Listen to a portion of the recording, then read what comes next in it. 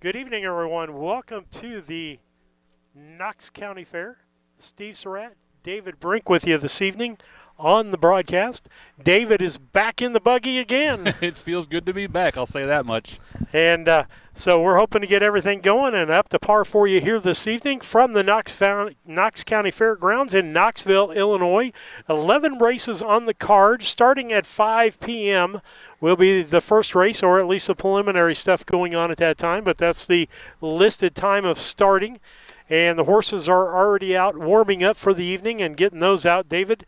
But I think we're going to have a beautiful night for racing here in Knoxville. It turned out gorgeous today. You know, we worried about some rain earlier in the weekend, but it missed this area, and Knox County's going to race this year. It feels good to be up here, and it's a nice, 80-degree day, maybe 75 or something. It's gorgeous. Well, it hit a little above 80, I think 82 to 85 in that range, but it's supposed to cool down again this evening like it did last night. And we went to fireworks at home last night in Mount Sterling, and it was a beautiful, beautiful night. Just a little muggy. Well, just a little, but it wouldn't be 4th of July if you weren't sweating, right? Absolutely. And you can tell it's around the 4th of July when you start seeing wheat coming out of the fields. That's usually exactly the sign for that. And it looks like the stands are starting to fill up over there. Lisa's up over there. She'll be manning her post here in a moment. But we're glad that you're on this evening and a part of it. I tell you what, we're going to take a quick commercial break, and we'll be back after these messages. Real craftsmanship still exists at Yoder's Custom Woodworking and Amish Furniture. From custom kitchens and built-ins to handcrafted furniture, outdoor poly, and more. Family owned and trusted since 1995. Visit Yoder's in Sullivan or call 217-728-2166 today.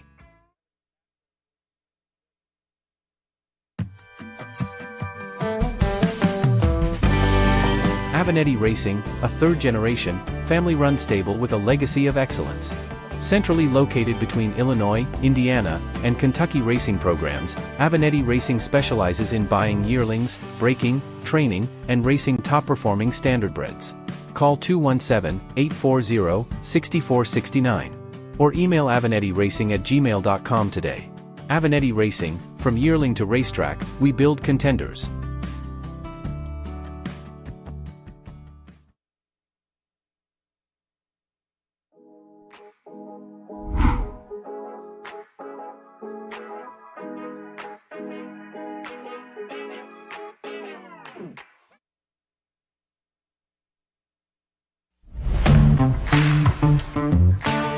Kerr Auction is your trusted source for ag equipment, attachments, construction gear, trucks, trailers, and hard-to-find parts. With live and online auctions at kerrauction.com, you can bid from anywhere, field, job site, or front porch. From big equipment to small parts, if you need it, Kerr Auction has it. Don't miss your next deal. Check out kerrauction.com today. Kerr Auction, built for the working world. Why pay more for the same groceries?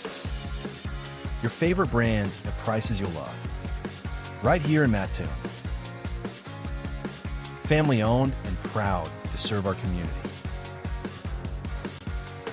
Proud supporters of local harness racing and the Coles County Fair. Stop in and save today. B&D Grocery in Mattoon.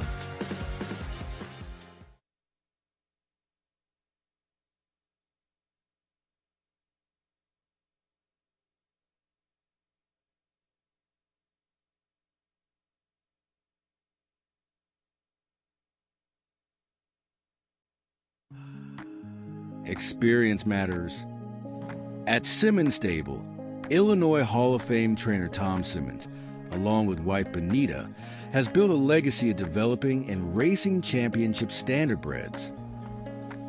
From yearling to winner's circle, every horse is guided with experience, expertise, and care.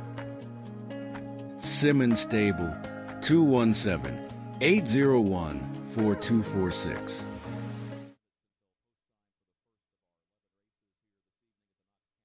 Looking to move changes, and we will review these changes and update them throughout the course of the evening. In the opener tonight, that first race, driver change, number 1, D's Lucky Star, Juan Franco. First race, number 1, D's Lucky Star, the driver is Juan Franco. No changes in race 2. Third race, driver of the 3, the final balance, Freddie Patton Jr. That's the third race, number 3, the final balance. That'll be Freddie Patton Jr. No changes in the fourth race. Race 5, scratch the 2, Super Sage. Race 5, scratch number 2, Super Sage. Reason given by the trainer, personal. Sixth race.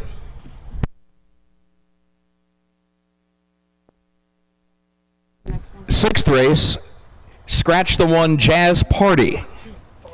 Also scratch the 2, Incredible Stevie. That's the sixth race, scratch the 1, Jazz Party. Reason, transportation. Also scratch the 2, Incredible Stevie. Reason to be announced. Also in that sixth race, the driver of the 4, Illini Game Day, Mike Rogers. Sixth race, the 4, Illini Game Day, the driver, Mike Rogers. Seventh race, driver change on the 5, Princess Babe LRS, that'll be Jordan Patton. That's the seventh race, number 5, Princess Babe LRS, the driver will be Jordan Patton. No changes in the 8th race. No changes in the 9th. 10th race. Driver change on number 3, Rule the West. That'll be Mike Cox. 10th race, number 3, Rule the West, Mike Cox. 11th race, no changes at this time. Again, great to have you with us. A reminder that tonight's races will be shown on a live stream basis. Our friends at Harness Tube are here. They are positioned right next to the infield judges stand. Good to have David Brink and Steve Surratt, the co-anchors of the broadcast, and Lisa Surratt, the camera technician. So if you know someone that might want to tune in and watch, feel free to send them word. All they have to do for more information, go to harnesstube.com, or you can go to youtube.com and enter Harness Tube in the search field. That will take you right to the Harness Tube channel. Again, this kicks off the 175th Knox County Fair. Just an amazing milestone that the fair observes this year, and looks like it's shaping up to be a big week. The rodeo coming back. The rodeo will be tomorrow night. We'll talk a little bit more as we move deeper into the program about the entertainment lineup for the grandstand here as the week unfolds. Pick a winner tonight, $10 drawing after each race. There is an entry form in your track program. All you have to do is simply fill in your name and the name or number of the horse you think will win. Turn it in to our ushers, who will be roaming throughout the stands in those kind of turquoise blue-colored shirts. And a big thank you to our ushers once again this year, as they always end up going up and down a lot of steps throughout the course of the evening to collect those pick-a-winner tickets. Also wanted to mention that as our superintendents of speed, Rick and Tabby Flacco, were pulling things together for the program here this evening, they happened to come across a blanket from the DeRoos stables and the late Jack DeRoos. Now, Jack's son, Stacy, is our starter here this evening, and Rick and Tabby got to reminiscing about their friendship with the late Jack DeRoos. And Jack was from Charleston, Illinois. He was always a fun person to talk to. He was still out driving and winning races on the fair circuit well into his 80s. He had played minor league baseball in the Chicago Cubs organization. So we will remember Jack DeRoos here tonight, and there will be the connections of one of our winners here this evening that will take home a Jack DeRoos blanket, and we do appreciate all of our sponsors and horsemen. It will be Equine Blankets here this evening. The Knox County Fair, we kind of like to switch things up from year to year. I think some years there have been halters given to the winning connection. Some years there have been drink coolers like the zip-up bag variety. And always fun to see what the folks at the Knox County Fair and the racing department will come up with. And again, this year it will be the traditional equine blanket that will be given to our winning connections. You will notice here tonight that you will see the term race day payout listed on the heading for each of our races for the Illinois Standardbred Association. And by the way, these ISA races are restricted to Illinois conceived and foaled harness horses. And as far as the race day payout, what that means is, as of today, the payout that the horseman will receive, such as in the first race, it says race day payout $800. Those are the monies that come from the stakes payment that the horseman made back in March to nominate the horse to the statewide Illinois County Fair circuit. It also comes from the entry fee that they pay. The nomination fee, $400. $50 the entry fee to go racing. And then there's also $400 that is added to the purse by the Fair Association. So the Knox County Fair, they have kicked in another $400 for the 2-year-old trot, the 2-year-old pace, the 3-year-old trot, and the 3-year-old pace. And again, those monies are spread across the various divisions. But what the horsemen race for tonight is essentially what they have put in to the pot to go racing, and also what the fair has added to the purse as well. The balance of the purse money comes through the Illinois Department of Agriculture, and of course that will take a little longer because we have to get all of the proper results forms and make sure they're signed by the officials and all the T's are crossed and the I's are dotted. But then once the IDOA gets those forms in hand, they will begin issuing the balance of the purse checks. There's Aaron DeRoos. Hello, Aaron. We were just talking about Aaron's grandfather, Jack, a moment ago, and remembering him. Well, Aaron will be at the steering wheel of the starting gate tonight, and Aaron's dad, Stacy, will be our official starter. Again, good to have you with us. We'll be back with our pre-race ceremonies in just a couple of moments.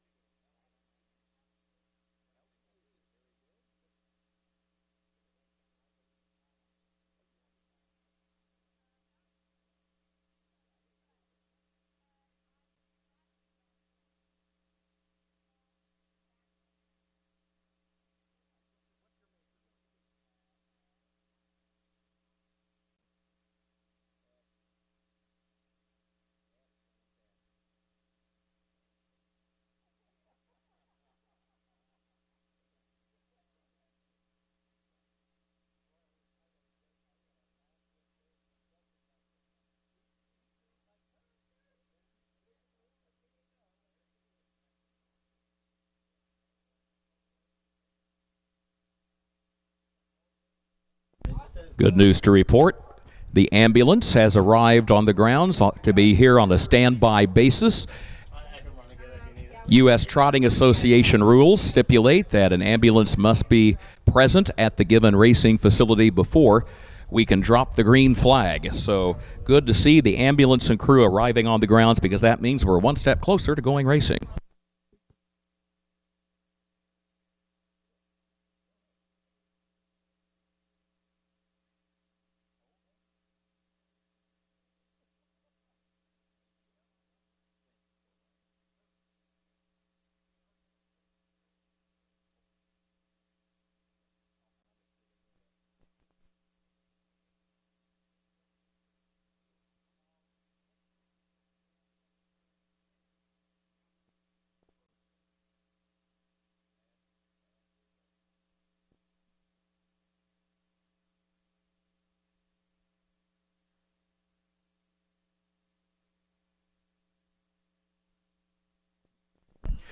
Also, horsemen, there will be post parades this evening, and the policy will be this: when we announce that the starters are out for a given race. All you will need to do is gather your field at the far turn on the west end of the racetrack, the turn closest to the stable area. And then we would just ask that you gather the post parade and that you move from west to east, coming down the home stretch the same direction as you would once the race begins. And then that way you can continue on to the east turn and around to the back stretch and go straight to the starting gate, and we do appreciate it.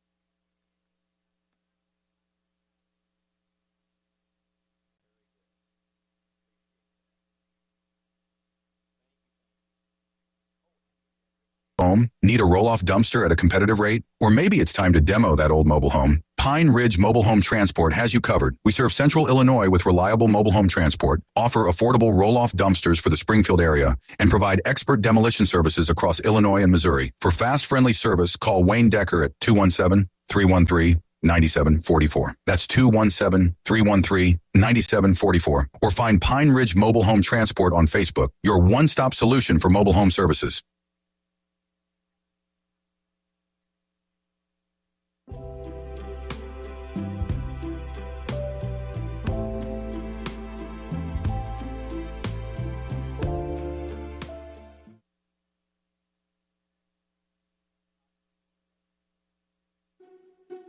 Long before the crowds arrive, the work is already underway.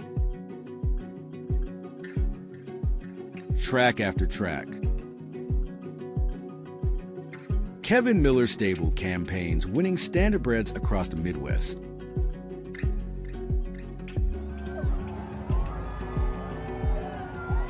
Kev Miller Stable. 217-254-0170. Our thanks to Flacco Family Farms. They will be sponsoring the $10 pick-a-winner draw after each race here this evening. And our thanks also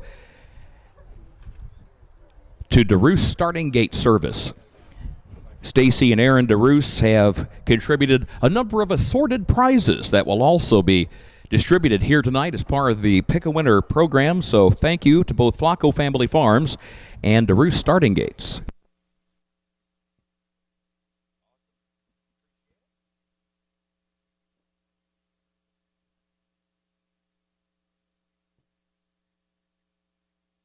Horses have been our way of life, built on experience, patience, and care. From sale preparation to rehabilitation, we are committed to helping horses reach their potential. Brenneman Equine, a tradition of horsemanship. Call Lamar or Ronnie today.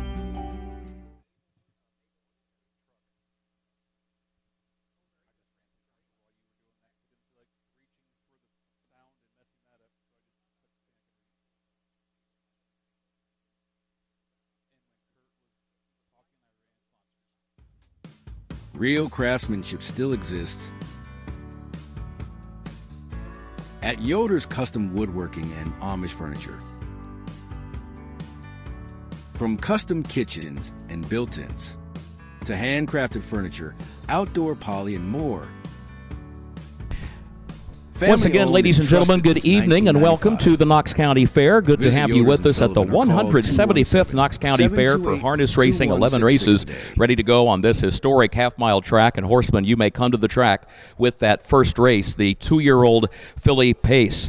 Time now for our pre-race ceremonies. We are joined by Keely Lieb of Bushnell, who will be headed to school at Western Illinois University at Macomb with a major in biology on a pre-med track. We ask that you would please rise as you are able as Keely Lieb presents our national anthem.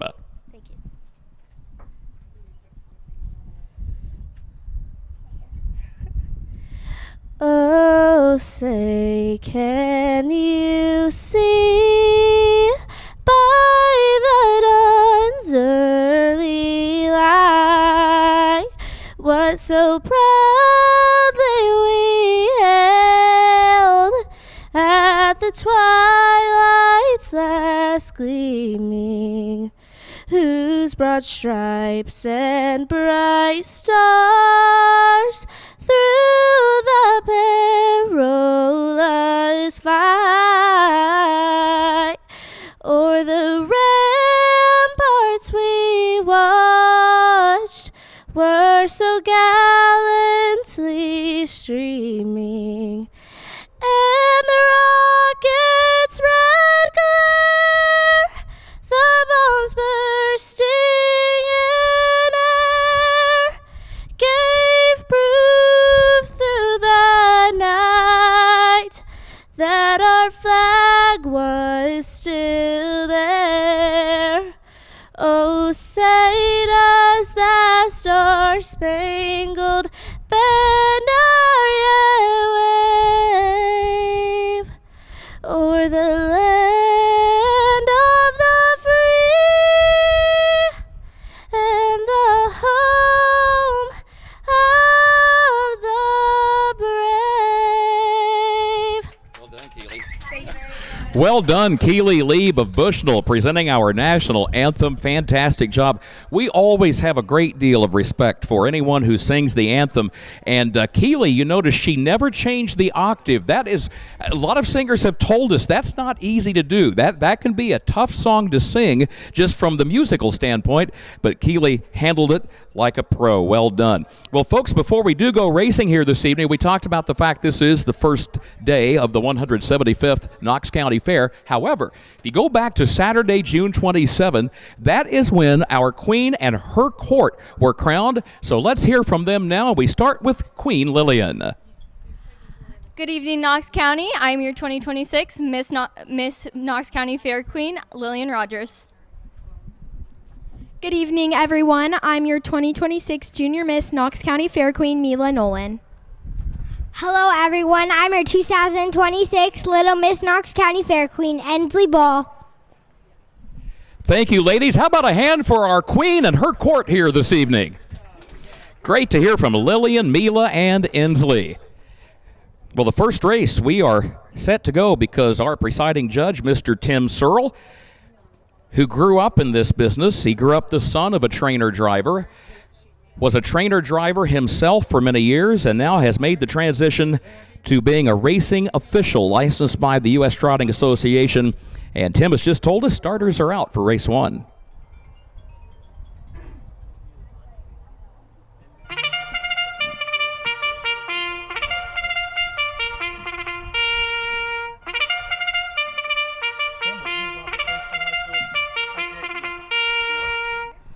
Tim Searle, a graduate of Princeton High School up in Bureau County. And again, he is our presiding judge here this evening for racing at the Knox County Fair. Be sure to get those Pick a Winner entry tabs in, folks. Our ushers, Joseph and Gia Flacco, as always. I think this is, maybe the fourth year now that they have handled that task, and they are roving about through the grandstands right now in those brightly colored blue shirts. Let's meet the starters, and they're going to go ahead and parade off the east turn and go from east to west past the stands. Number 1, Dee's Lucky Star, owned by Ron and Dee Phillips of Athens, Dietrich Kelly of Canton, Mississippi, and Jamaica Patton of Rochester, Illinois, trained by Jamaica Patton. Contrary to the program, Juan Franco is in the bike. 2, Unhandy Ambi, owned by Kevin Miller of Arthur. He's the trainer. Wyatt Avenatti, the driver. And number 3, Say It Nicely, owned by Elizabeth and Evelyn Radel of Edgewood, trained by Freddie Patton Jr. with Jordan Patton in the bike. Midwest Bank of Western Illinois, the presenting sponsor, the blanket sponsor for the first race today. As we talked about, that race day payout of $800 comes from the horseman's nomination fees. It costs $400. That's a payment they had to make by March 15 to the Illinois Department of Agriculture to make the given horse eligible to all of the 28 county fairs statewide that offer these ISA, Illinois Standardbred Association races.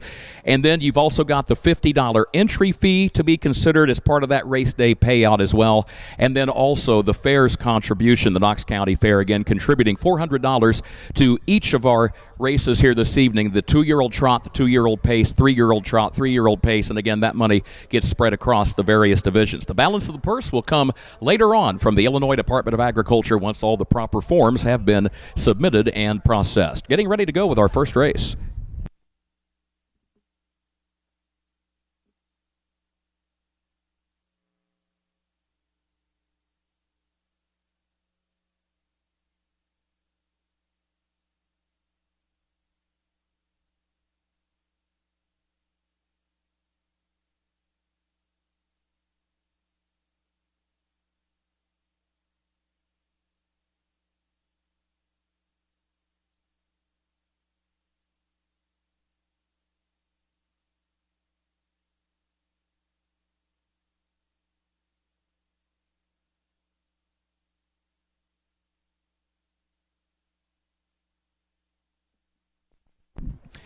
They are at the post, and the gate is rolling. Our starter, Stacy DeRoos, picks up the field at the end of the backstretch, headed over to the west turn, getting ready to send these 3 2-year-old pacing fillies on their way. 2024, of course, we got rained out. 2025, we got rain delayed by not quite 24 hours. It's kind of nice that finally we get to go racing without complications from the weather system. Beautiful evening to go racing. Big thanks, as always, to our track crew. Lined up, ready to go. Here they come for our first of 11 races. Off and pacing they go in the Midwest Bank of Western Illinois race, and there goes Unhandy Ambi right out for the lead for driver Wyatt Avenatti. She is carefully negotiating the first turn. You notice Wyatt kind of tapped the brake pedal there. She was moving so fast you could tell that filly got a little bit uneasy trying to carry that speed through the turn, so that's why Wyatt backed off the throttle, let her find her own rhythm, and now he says she's good to go, and she moves on. She feels more comfortable now and has the lead by 2 lengths. It is Dee's Lucky Star who travels in second and Say It Nicely third. 29-4. That is a good solid pace for these 2-year-old pacing fillies. 29 and 4 fifth seconds. Unhandy Ambi is on top. Unhandy Ambi shows the way as Dee's Lucky Star travels in the second position, and Say It Nicely is racing back there in third as they come on down toward the halfway point. All the races tonight 1 mile in distance, half-mile track, so 2 lappers is what we've got here tonight. And here comes Say It Nicely, moving up from the back of the pack from third to challenge for second. Love the cheers from the racing fans cheering on these horses and drivers. A minute flat for the first half mile, a minute flat. So these 2-year-old pacing fillies, they are setting the tempo for the program, not just for the race. They have come out and they have put the hammer down, and we've got a race for the lead at the 3/4. Here comes Say It Nicely, moves up to the outside of Unhandy Ambi, and Dee's Lucky Star, she is starting to move from third up to second as they move on to the final turn. The new leader is Say It Nicely as they hit the turn, with Dee's Lucky Star second. Unhandy Ambi, the pace setter, has dropped back into third. 131 and 3, the time for the three quarters. 131 and 3, side by side for the lead. D's Lucky Star to the outside, Say It Nicely to the inside. What a way to start this card. What a way to kick off the 175th Knox County Fair. D's Lucky Star, number 1, has the lead, and D's Lucky Star is going to win the opener. D's Lucky Star to win the Midwest Bank of Western Illinois race, and she opened up and she won it by 3.5 lengths. Say It Nicely second. Unhandy Amby was third.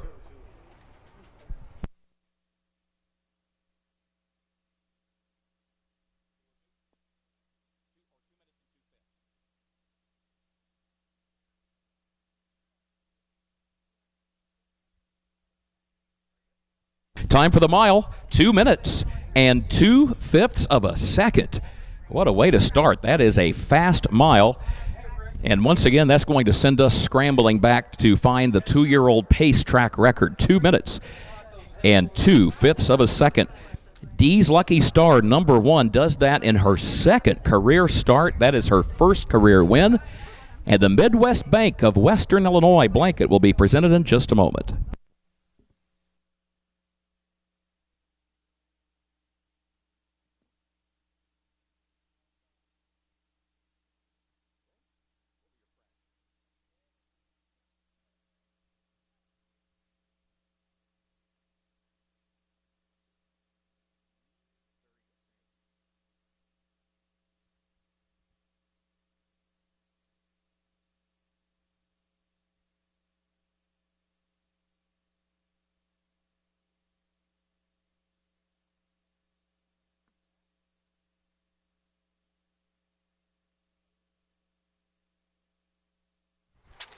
David, well, we got a second. That was a nice race. There is a starting off with maybe a. By the way, the first pick a winner draw. 80 Lavarado. 80 Lavarado, the $10 pick a winner draw for the first race for choosing this filly right here, D's Lucky Star. There's your winner of race 1, folks. How about a hand? Just going to have fun getting down on them. Also, when you are a winner in the pick a winner draw this evening, be sure to give our ushers in the stands a big wave. There's our winning trainer. His name is Jamaica Patton. He's not only the winning trainer, he's the co-owner. He walks up near the head of this winning filly. Jamaica makes his home in Rochester, Illinois. He's originally out of Clinton, Mississippi. The winning 2-year-old filly by Some Star Somewhere out of D Rocks by Rock and Image, owned also by Ron and D Phillips of Athens and Dietrich Kelly out of Canton, Mississippi. And a homebred, as Ron and D Phillips bred this filly. 2 minutes and 2/5 of a second. Queen Lillian Rogers, Junior Miss Mila Nolan, Little Miss Inslee Ball will assist in the presentation of the blanket for race 1. And again, our thanks to our friends at Midwest Bank of Western Illinois. They are a community bank, and they love being part of the community and being part of this Knox County Fair. Mr. Juan Franco is your winning driver. Juan, always good to see you. And Juan brings an international flavor to the county fair here in Knox County. He is a native of Guatemala. He moved to the U.S. many years ago, and folks, just a couple of years ago, he took the oath and passed the test to become an official United States citizen. Mr. Juan Franco.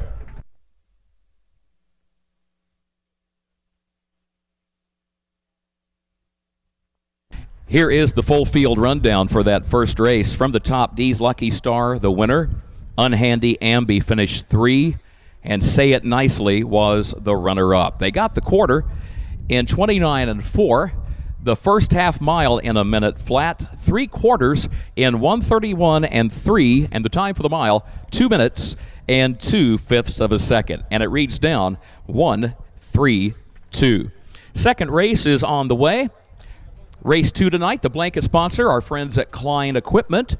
It is the ISA, the Illinois Standardbred Association 2-year-old colt pace. Total purse of just over $2,700. There are no scratches, no driver changes in race 2. Horseman, you may come to the track. David, we'll take a minute and talk here as we get ready for race 2 coming up here. What our schedule is. After today, we get exactly 2 weeks off. It feels weird, doesn't it? I was talking to DeRoos, and of course they don't have that time off, but we have that time off. But we us old timers me and Lisa got to have the time off because after that, when we start back in on the starts crazy, hot and heavy. I think half of our races are in that last Track 3 conditioning weeks. will now take place. Right. Water truck is coming onto the racetrack, so Horseman, just a heads up. I could put him down. So plenty of racing left. Make sure you tune in the rest of the season. We have a whole week at about Charleston and Carmi, is that right? And then Altamont's on Charleston, top of Urbana. Okay, so we yes, got yes, Charleston, yes. Urbana, Charleston, day off, Charleston. It's Paris, Carmi. Yeah, I'll get that before right that, eventually. And then Lewistown. Then after that, it's Altamont, Marshall, Altamont, and Altamont, I think. Yep. And then Brown County. Then Brown County, yeah. So there's still 15 days of racing or something, 10 at least. So yeah, plenty of racing left. Plenty. If you'd like to be a sponsor or whatever, plenty of time for you to do that. I want to thank our generous donors out there that keep donating to keep us on the air because they're watching out there. If you don't have a business or you don't want to buy an ad but you want to make a donation, that helps us out. You can have a sponsor ad, which is just a banner ad with like a business card, whatever. We can do that up for you. And then David can do 30-second commercials, and we can do that. And you can use that commercial for your local sports events, anything. We'll give it to you, yeah. Yeah, we'll give it to you if you advertise with us. So, there's a lot of added value there if you were to have somebody come and shoot that video for you. Absolutely. So we want to thank those sponsors. Again, check out the webpage, folks. I mean, David's done a lot of work on this in the off season. There's a driver profiles out there, and if you're a driver and your profile's not there, you need to get it on there. Yep. We'd love to have every single one of our drivers out there, even if you just drive one fair. That way, if somebody wants to know who you are and what, answers just a few questions. Yeah. Send that in. The schedule's out there if you want to know when we're going to be on the air. Also, the live broadcast. It will take you to the YouTube page and show you the old videos. If we're on the air that day, it'll show you. But better yet, like or subscribe us. Yes. Particularly subscribe to our YouTube channel, and you'll get notified. And check the notifications thing. You will get notified that it's on there. But lots of things. If you have track records, David's trying to collect track records.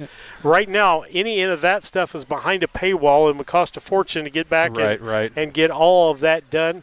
So he's trying to gather that up between him and Kurt and a few other. I'm real close to just letting Kurt put his records out and putting his name on that page and just calling it done. But I'll talk to Kurt about those details later. Absolutely. Again, like or follow, subscribe us.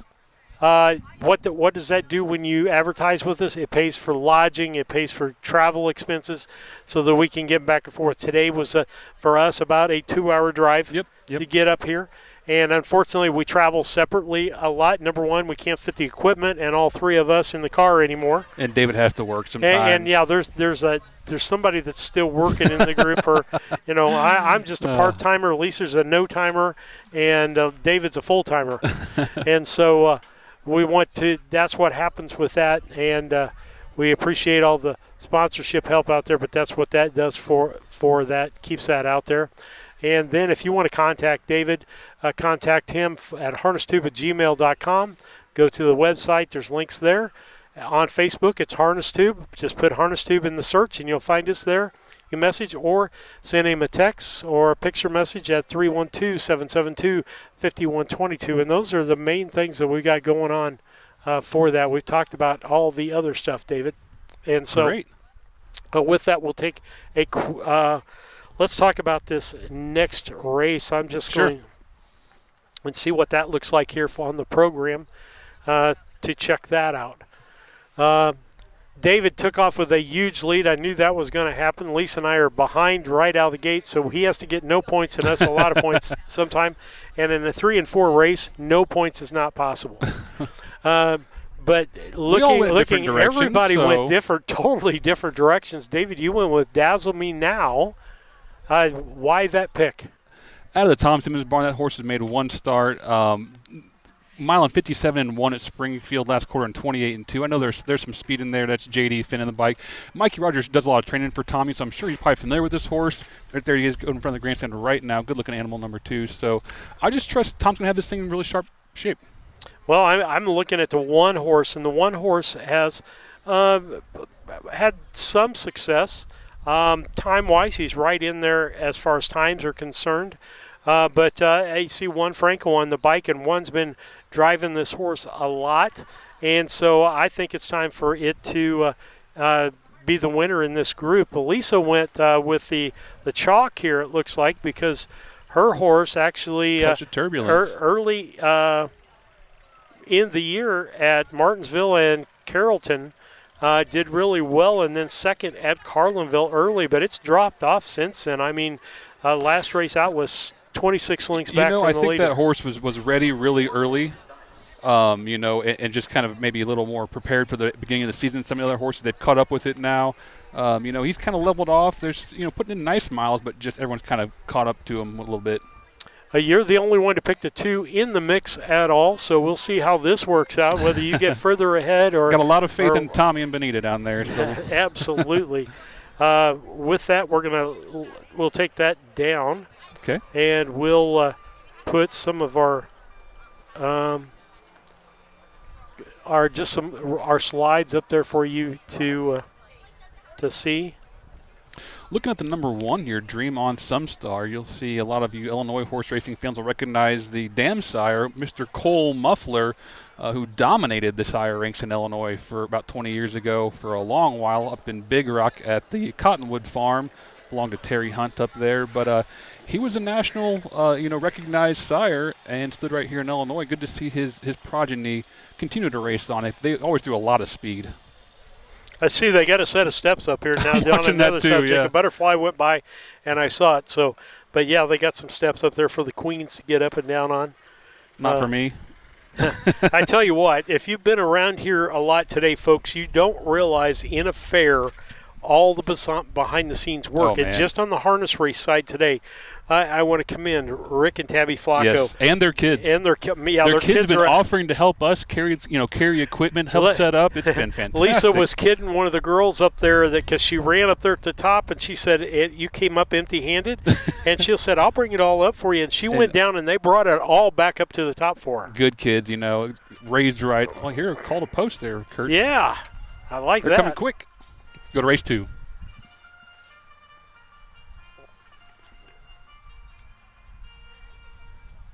The first agricultural competitions in Knox County date back to 1839, and then the Knox County Fair officially received its charter in 1851 from the state of Illinois. And so many great memories have been made here over the years, including at these harness races. A lot of us remember, I can remember as a kid, always hearing, I lived further downstate, but I remember hearing about Claude Lawrence, rest his soul. Claude won a lot of races over this racetrack. Of course, he was from the town of Laura. And so many times, that was back when this fair would take place around the first week of August, and he would tune his stable up for the Illinois State Fair by coming here, and he would win a lot of races here and go on to win his share of championships at the Illinois State Fair at Springfield. Speaking of which, 1851, that makes this fair maybe a year or two older than the Illinois State Fair. Seems like the Illinois State Fair began kind of maybe around that same time period and then found its permanent home at Springfield in 1894. But the point being, what a history here in Knox County. Let's meet the starters for race 2. This is the 2-year-old Colton Gelding Pace for the Illinois Standardbred Association. Our thanks to Klein Equipment of nearby Galesburg, your blanket sponsor. No changes. Number 1, Dream on Some Star, owned by the Ham Family Trust of Moberly, Missouri, trained by Nelson Willis, the driver. Juan Franco, as he goes for 2 in a row to start the card. 2 is Dazzle Me Now, owned by Dan Miller of Arcola, Benita Simmons of Springfield, trained by Tom Simmons, Mike Rogers in the bike. 3, Touch of Turbulence, owned by Willie Scott of Raymond, Mississippi, trained and driven by Freddie Patton Jr. And number 4, Roll D Dice, owned by Ron and D. Phillips of Athens, Jamaica Patton of Rochester, Dietrich Kelly of Canton, Mississippi. Those are the same ownership connections that won the first race tonight, but this time they're going to have Mike Cox as the driver for trainer Jamaica Patton.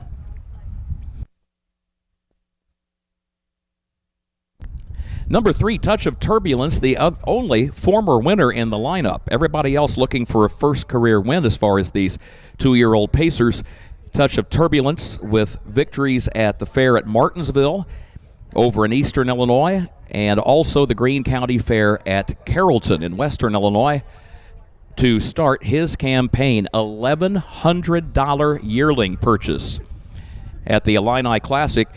And lining up to his left, number 2, Dazzle Me Now, was a $10,000 purchase at that same sale last Labor Day. They went through the ring about 10 hip numbers apart.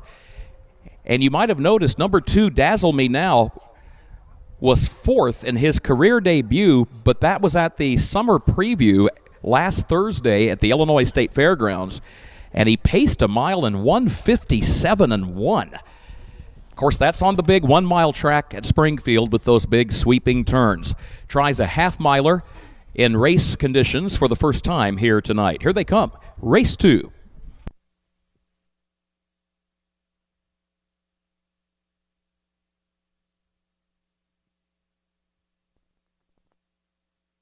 They are off and pacing, and there goes Dazzle Me Now, fresh off that impressive performance, albeit a beaten performance in his career debut. Comes out of there with a lot of confidence, goes right out for the lead, gets over to the inside lane. Touch of Turbulence is second up on the outside, but has to go the long way around the first turn, parked outward from that inside lane. A half length separates the top 2. Dream On Some Star, close up third, then a gap of nearly 5 more lengths back to Roll D Dice, who starts to close that gap now as they head on past the quarter-mile mark. And Touch of Turbulence has challenged and taken the lead. Touch of Turbulence has made the top.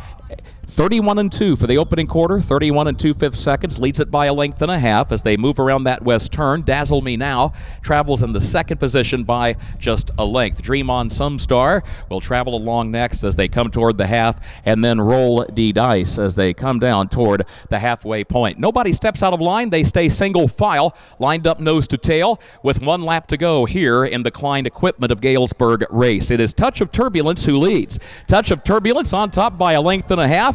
Dazzle Me Now goes second, a length and a half. Dream On Some Star is third. Roll D Dice fourth, but still right there. 1:01 and 3 for the first half mile. 1:01 and 3/5 of a second. Touch of Turbulence has the lead by a length as they head off the turn. Here comes Dream On Some Star. Dream On Some Star moving up from third to second and soon will challenge for the lead. So Touch of Turbulence to the inside leads at a half length. Dream On Some Star goes second by a length. Dazzle Me Now may have to come 3 wide as they go to the final turn. Still third, a length and a half off the lead. In fact, looks for more racing room. 1:32.1, the time with the 3/4. 1:32 and a 5th. Dream On Some Star up for the lead. Here comes Dazzle Me Now. There's 2 lengths between them, though, as they turn for home, and the wire's coming quickly. Dream On Some Star maintains the lead by 2 lengths. Dazzle Me Now goes second. It is Dream On Some Star on top, and Dream On Some Star will give Juan Franco a driving double to start the evening. Dream On Some Star won it by 2 lengths. Dazzle Me Now was across the wire in second. A 2.5 length gap back to Touch of Turbulence third. Another length and a half back of that one. Roll D Dice was fourth. 2 minutes and 3/5. Another good mile. 2 minutes and 3/5 of a second. 2 minutes and 3/5 will meet the winner in just a moment. Horsemen, you may come to the track with our third race.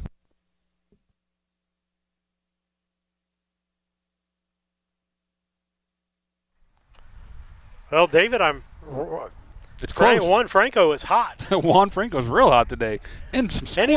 And he was hot last Thursday. He's a capable driver. Let's not kid ourselves, but man, scorching fast miles today. Think 2 he knows minutes? what he's doing? He does. He's grew up under the tutelage of Nelson Willis, who's one of the best spiders. Been doing it for a long time, but yeah. Think he's been driving a while too? He has. He knows He's his way around driven a horse. few. How many races do you think he's won? I could look it up if I really had time, but I think. But it's a lot. Yeah, I think he's got over 1,000 wins, so probably 5,000-6,000 drives. I don't know. Yeah, just an awesome race there. Fast miles. Yeah. 2-year-old pacers pacing in 2 minutes and change, and we're just barely into July. And you had Touch of Turbulence This winning get out pacer, there. Dream On Some Star, is by Some Star Somewhere, who has been horse. the Illinois Pacing Sire of the Year with each of his first 4 crops of racing age. Stands at the Walker Standardbred Farm in Sherman, Illinois, near Springfield. A homebred here for Willis Ham and the Ham Family Trust of Moberly, Missouri. Nelson Willis, the winning trainer, and Juan Franco is the driver. Juan wears driving colors that are very similar to Illinois Hall of Famer Nelson Willis. Nelson was one individual who encouraged Juan when he came to the U.S. and said, you ought to think about being a driver. 2 wins for Juan Franco to start the card. How about a hand for Dream on Some Star? Our Queen Lillian Rogers, our Junior Miss Mila Nolan, our Little Miss Inslee Ball come trackside to present the Klein equipment of Galesburg Racing, and the time for the mile here, 2 minutes and 3/5 of a second. And just like we saw earlier in the first race, the winner gets a first career win in just a second career start. Our co-speed superintendent, Mr. Rick Flacco, standing at the head of this horse. Tabby also trackside to take the picture. That's a good start to the evening, Mr. Franco. Congratulations, sir.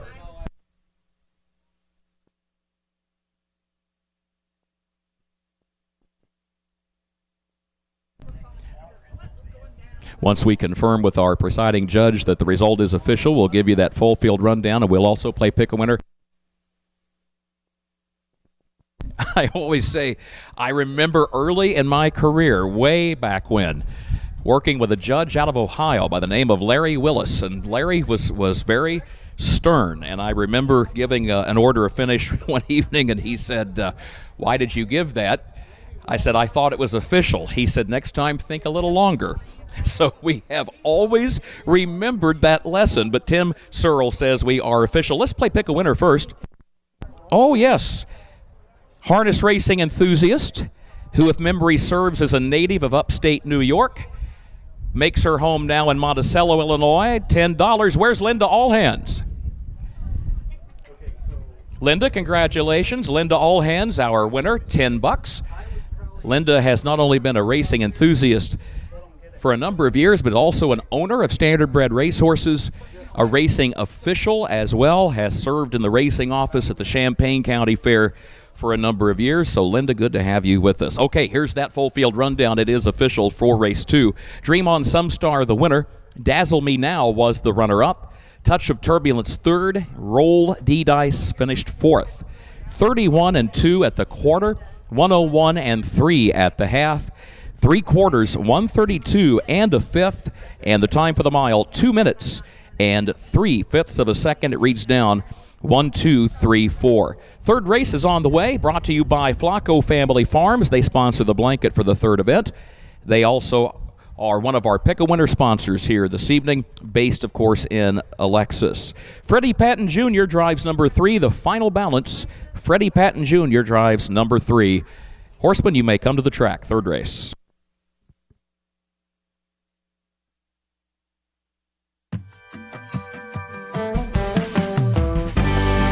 Avenatti Racing, a third-generation, family-run stable with a legacy of excellence.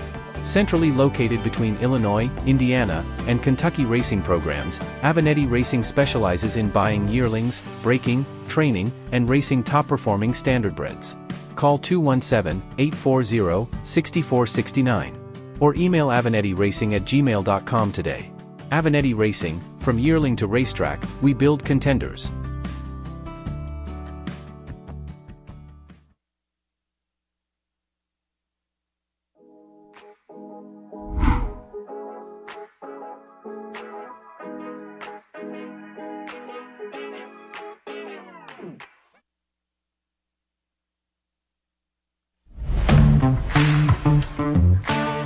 Kerr Auction is your trusted source for ag equipment, attachments, construction gear, trucks, trailers, and hard-to-find parts.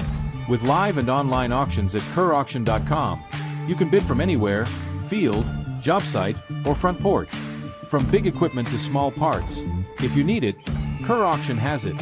Don't miss your next deal. Check out kerrauction.com today. Kerr Auction, built for the working world. Why pay more for the same groceries? Your favorite brands at prices you'll love. Right here in Mattoon. Family owned and proud to serve our community. Proud supporters of local harness racing and the Coles County Fair. Stop in and save today. B&D Grocery in Mattoon.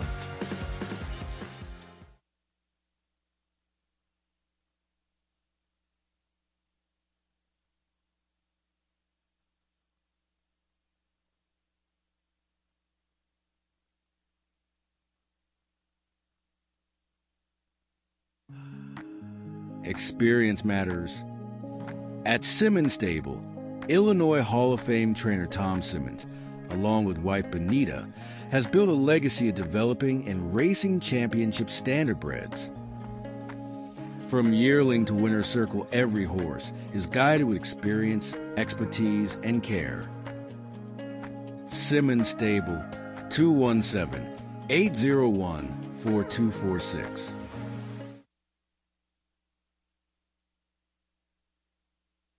Looking to move your mobile home? Need a roll-off dumpster at a competitive rate? Or maybe it's time to demo that old mobile home? Pine Ridge Mobile Home Transport has you covered. We serve Central Illinois with reliable mobile home transport, offer affordable roll-off dumpsters for the Springfield area, and provide expert demolition services across Illinois and Missouri. For fast, friendly service, call Wayne Decker at 217-313-9744. That's 217-313-9744. Or find Pine Ridge Mobile Home Transport on Facebook, your one-stop solution for mobile home services.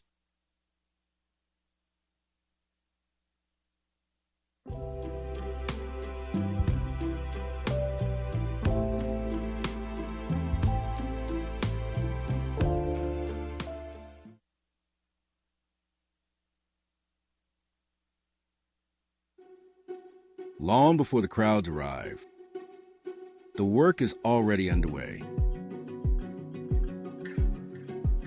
Track after track. Kevin Miller Stable campaigns winning standardbreds across the Midwest.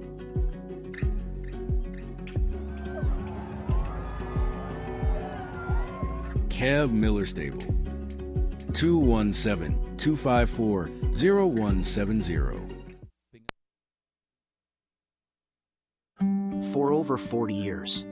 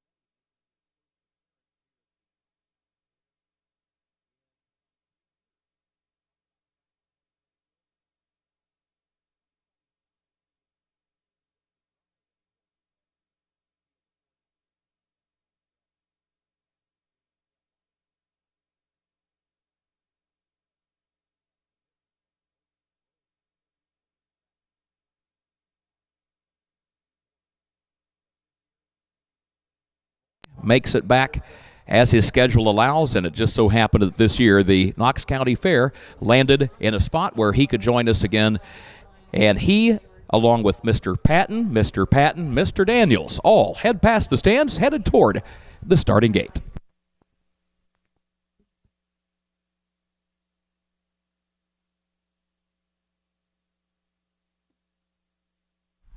Quajavian Carter saying hi from Ohio. Randy Callahan's in the comments tonight. He's also made some pick and races. Eric from Florida in there. So Florida, Ohio represented. It's always interesting to work with racing officials who actually have experience working with harness horses, helping with training duties and so on and so forth. In some cases, folks who actually have trained harness horses. So interesting conversation that we eavesdropped on between our charter, Tina Schrock. Her husband's a racehorse trainer, and Tina's dad and uncles were racehorse trainers and so on. So she knows what this part of the sport's all about. And Tim Searle, we mentioned our presiding judge, he grew up the son of a racehorse trainer, and Tim trained a stable himself for years. Why do we mention all that? Well, the reason is they were just conversing. It's unusual on a half-mile track at a county fair to see 4 2-year-old trotting fillies, none of which are wearing the piece of equipment known as trotting hobbles. And the trotting hobbles are the equipment that trotters sometimes wear that are draped around the front leg. So we've heard horsemen say that sometimes it helps a trotter maintain its balance and therefore maybe reduces the risk to some degree of breaking stride. A lot of different opinions on the trotting hobbles and how effective they are. But again, unusual for 4 2-year-old trotting fillies to line up on a county fair track, none of which are wearing the trotting hobbles. Here they come, race 3.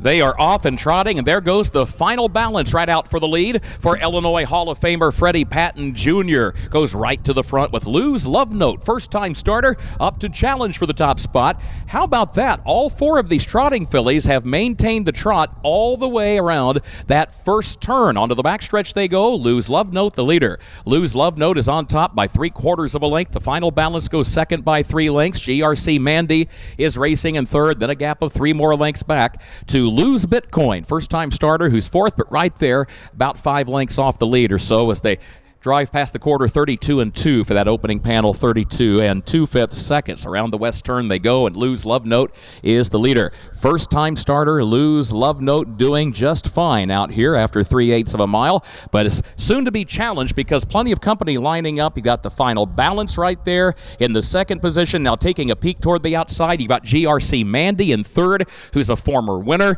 and then they come past the half with Lou's Bitcoin in fourth. But again, tightly bunched field, a length separating each position, so they all still are on the trot. They still have a shot, every one of them, to win this race. 105 for the first half mile, 105. Back to the east end of the course. It is Lou's Love Note, your leader. Lou's Love Note by a length. The final balance is taking a peek again to the outside, and here comes the final balance now.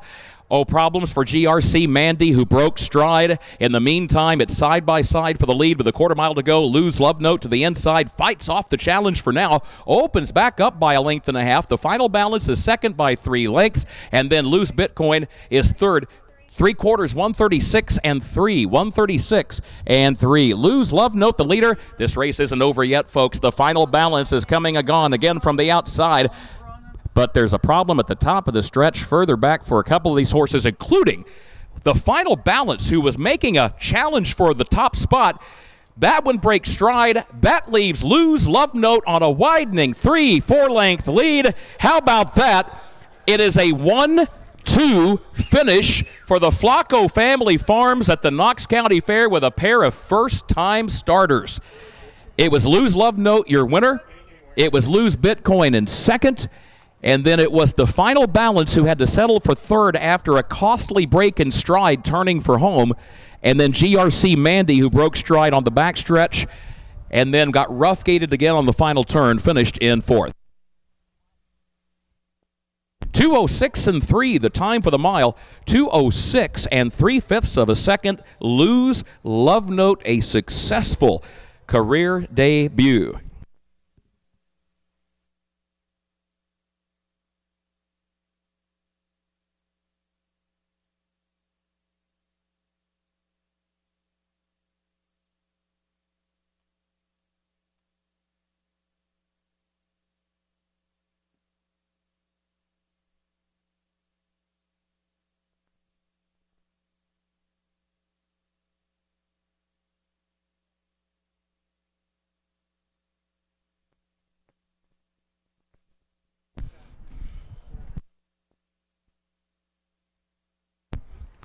Well, folks, we've been waiting for this moment since February 28th, and here's what we mean. On February 28th, the Illinois Harness Horsemen's Association held their annual banquet and Hall of Fame induction ceremony. And on that evening, in a ceremony that took place near Springfield, one of the inductees, the gentleman who's coming trackside, he is a newly minted Illinois Hall of Famer, ladies and gentlemen, our own Dr. Richard Flacco.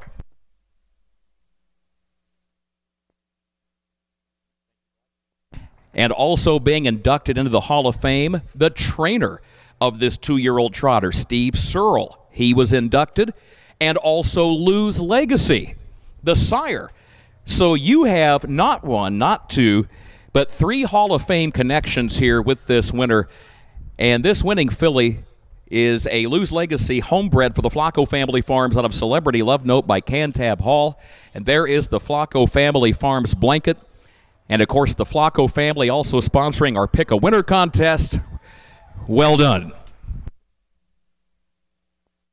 That was a very enjoyable evening. They had a packed house that night. Room was absolutely full, and it was such a wonderful and well-deserved honor for each and every one of the inductees, including these particular connections.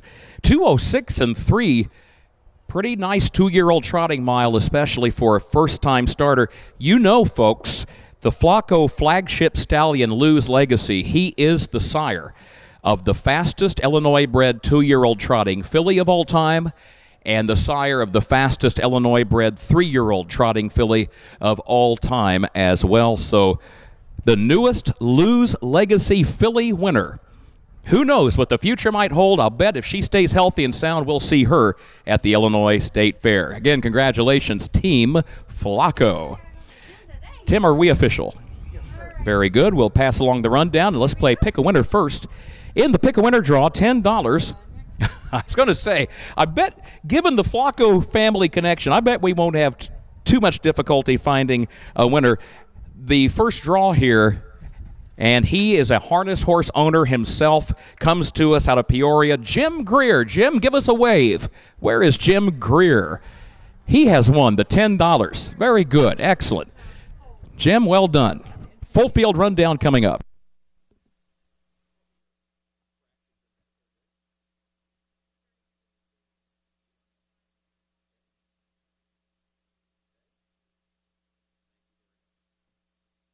Here's the full field rundown. It's official for that third race. From the top, GRC Mandy finished 4. Lou's Bitcoin, the runner-up. The final balance finished 3. Lou's Love Note, the winner. The quarter, 32 and 2. The half and 105. 3 quarters, 136 and 3. And the time for the mile, 206 and 3/5 of a second. Reads down 4-2. 3-1. Race 4 is on the way. This will be the DeRoos Tack Shop blanket. There are no changes in this 4th event. As the program tells you, with a 6-horse field, number 6 will start from the 2nd tier. Number 6, Strutton Sutton, starts from the 2nd tier. 5 horses in the 1st tier lined up with their noses right on the gate. Number 6 will start from the 2nd tier. And as a reminder, when that is the case, when you are starting from the 2nd tier and you're the only horse and driver in that 2nd tier, you've got some leeway under the rule book. What that means is Jamaica Patton, he can choose for himself where he wants to line up in that 2nd tier. He can line up behind any one of the 5 that he wants to line up behind. So I would guess Jamaica's probably been looking at these past performance lines, trying to figure out who's got early speed. I don't know. If I'm Jamaica, I've got to think number 3, EL Perfect Credit, who's never broken stride and has shown some decent early speed away from the gate. Got to think maybe that might be one that he might go with.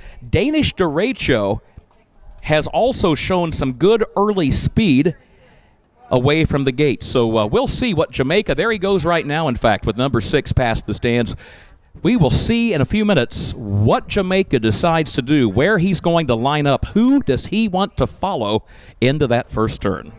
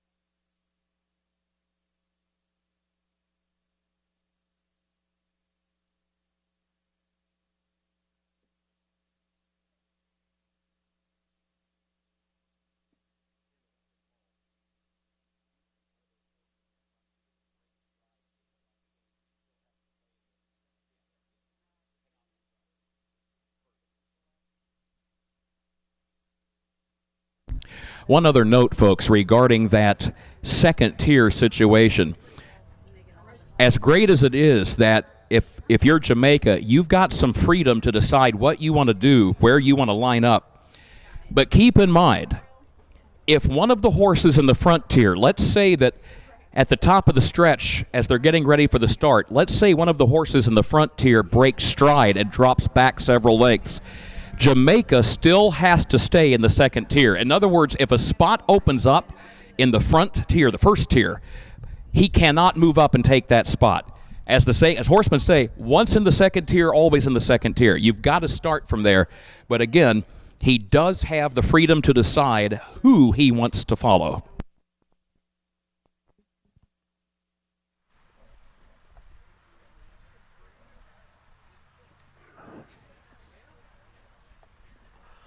Well, why do we not have things firing off?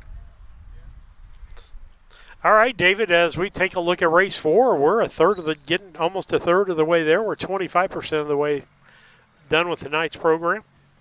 So we head to this 4th race, 6 horses in this race. Horses are on the track. We do have a horseman finishing a warm-up mile, but we will go ahead and say starters are out. The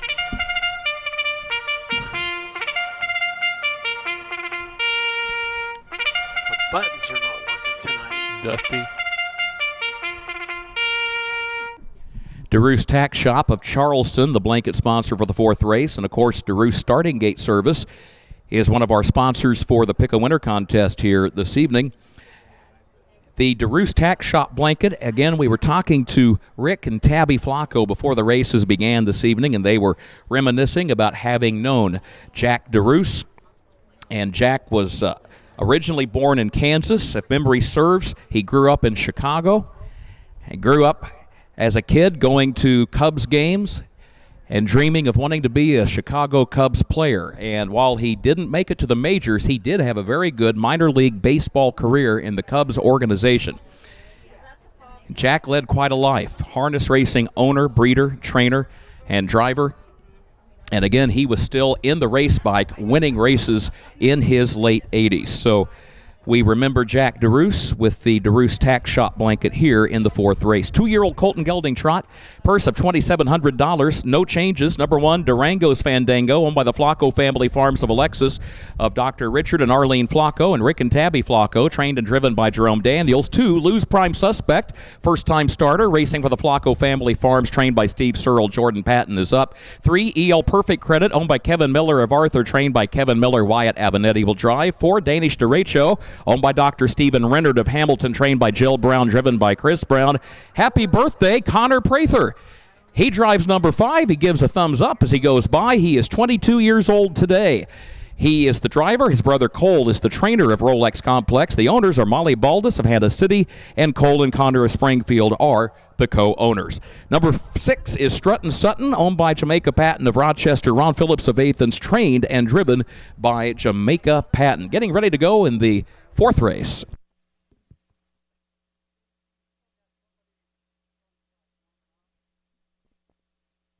Tell you, when your presiding judge is a former trainer driver himself, nothing slips past them. And Tim Searle just alertly radioed over by two-way radio to our starter, Stacy DeRoos, and said, Stacy, hang on a minute, because we've got a lot of races here this evening, and there are horsemen that need to complete their warm-up trips. So good catch by our judge.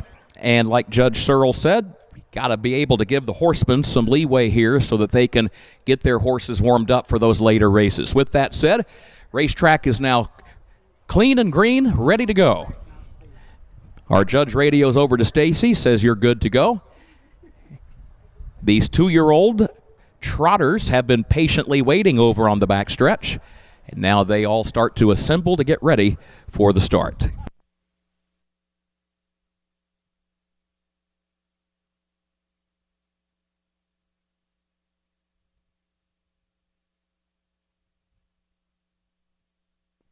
At the post, the gates rolling now here in our 4th event at the Knox County Fair. Again, we will be doing some research on these track records for 2-year-olds at the Knox County Fair. David Brink from Harness Tube David has been talking about this for some time. We need to get this done. And we keep telling David, just be patient, we'll get to it. And I think David's saying, all right, you said you're going to help. When are we going to get the work done? So we will collaborate with David and see if we can't pull together those track records for 2-year-olds here in the next day or two. Problems there for the 6, Strutton Sutton off stride. Strutton Sutton off stride. So after all of the talk about where would that horse line up, it becomes a moot point because he's going to be about 20 lengths off the gate. The rest are off and trotting. And there goes Rolex Complex firing right out for the lead, but is off stride. Rolex Complex left well, but then broke stride at the entry to the first turn.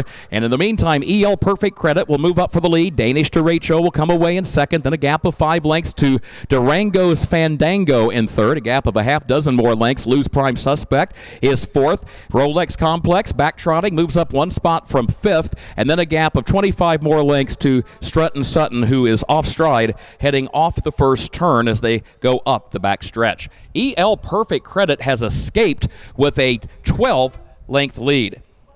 Opening quarter, 31 seconds flat. Thank you, Tabby. 31 seconds flat for the opening quarter. EL Perfect Credit, Wyatt Avenatti in the bike, just cruising along here on a 10 to 12 length lead as everyone else tries to give chase and cut into that margin halfway home in the DeRoos Tack Shop race. And EL Perfect Credit just races right on by the stands. But Rolex Complex, folks, is trotting fast. So this race is by no means over. Rolex Complex is starting to trot pretty fast from that second spot. 1 minute and a fifth for the first half mile. 1 minute and a fifth. Wow, they are getting over this track well here tonight. Up the backstretch, EL Perfect Credit is the leader. It is EL Perfect Credit on top, leading by 10 lengths. Rolex Complex, give that 2-year-old credit because he's trotted well after breaking stride, but he's got a tough foe to catch, but now he's starting to catch up on the final turn. 1:30 3/5 of a second at the 3/4. 1:30 3. Here comes Rolex Complex, folks. He might win this race. Closing ground, 5 lengths away, 4 lengths away, 3 lengths away. They turn for home. Rolex Complex is trotting on to catch EL Perfect Credit at the midpoint of the home stretch and goes on by for the win. Rolex Complex with birthday boy Connor Prather in the bike to win it by nearly 3 lengths on the line. What a performance. EL Perfect Credit whacked out some fast fractions and did a good job just to hang in there and be a close second. We'll recap it all in a moment. Final time, Tabby? 2:03 and 2. 2:03 and 2/5 of a second. David Brink, I think you and I are going to be burning the midnight oil tonight on this one. Some fast miles here for these 2-year-olds. 2:03 and 2. We'll meet the winner in a moment. Pick a winner players. Race 5 is on the way. Scratch the 2, Super Sage. Heads up, pick a winner players. Race 5, scratch the 2, Super Sage.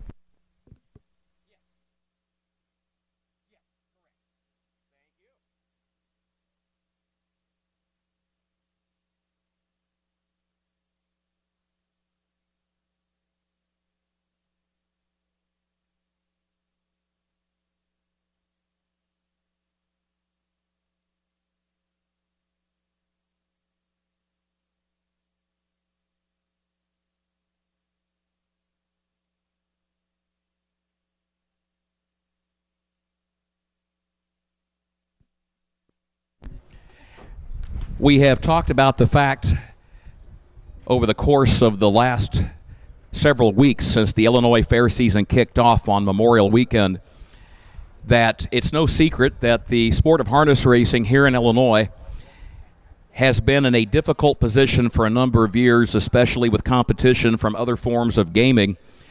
And it has been the thought that a racetrack with a so-called racino, essentially a casino to support or supplement racing purses, could breathe new life into Illinois racing. Regardless of what the solution may be, right now trackside are two examples why so many folks want to see a future for Illinois racing, because the brothers Prather, Cole and Connor, they want a future, and they want a future in this state. It's their home state. How about a hand for the Prather stable?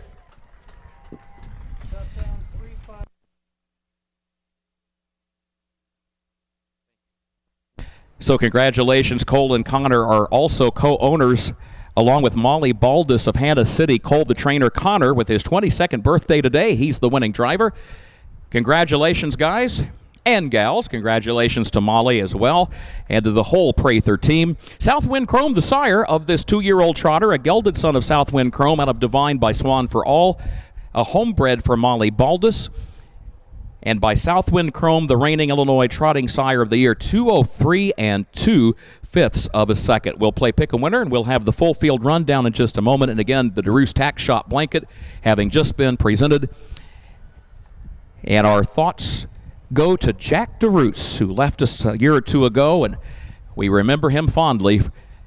Those familiar purple and blue driving colors in which he won a lot of races. Pick a Winner coming up.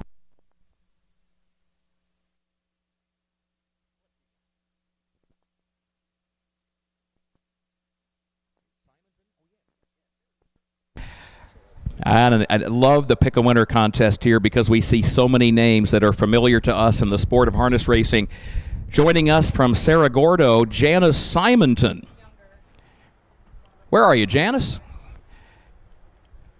Very nice. Had a chance to catch up with the Simonton family at the Illinois State Fair last year, and they reminisced and shared some memories of their own from their involvement in the racing game over the years. Great to have you with us. Full field rundown is next.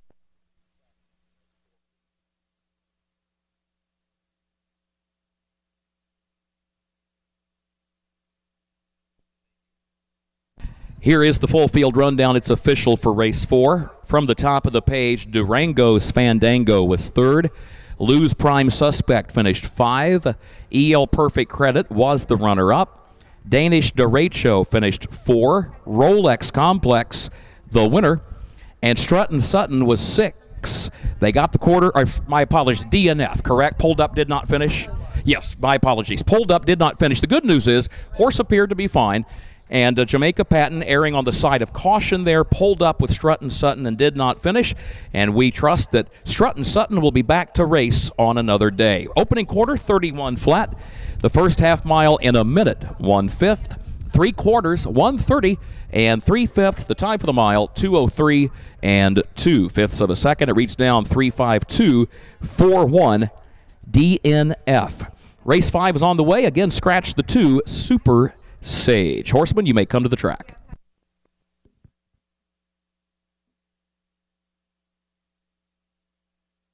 Horses have been our way of life, built on experience, patience, and care. From sale preparation to rehabilitation, we are committed to helping horses reach their potential. Brenneman Equine, a tradition of horsemanship. Call Lamar or Ronnie today.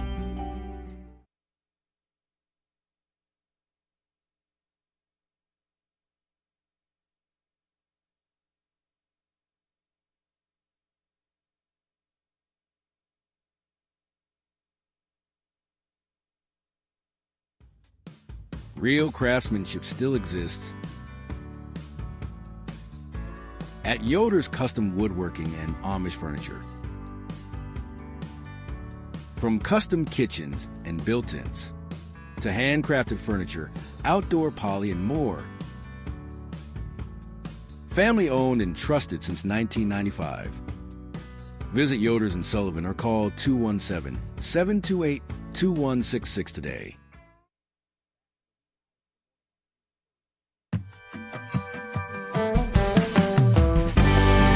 Avenatti Racing, a third-generation, family-run stable with a legacy of excellence.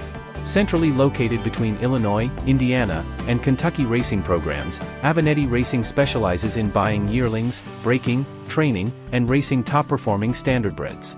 Call 217-840-6469 or email avenattiracing@gmail.com today. Avenatti Racing, from yearling to racetrack, we build contenders.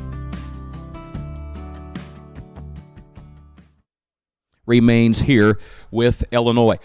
Big plus for the horsemen, the Illinois Department of Agriculture. They have been faithful and true supporters of racing. It is through the Illinois Department of Ag that these races are organized and to a certain degree sanctioned, along with the United States Trotting Association and so forth. But the IDOA Director Jerry Costello, he and his staff, Scott Halpin, the Bureau Chief of County Fairs, they continue to do everything they can. And we appreciate, as we've mentioned before, we appreciate all of our partners over the years. We've had a number of Chicago racetracks that have helped us out with the parimutuel aspect at Springfield and DuQuoin.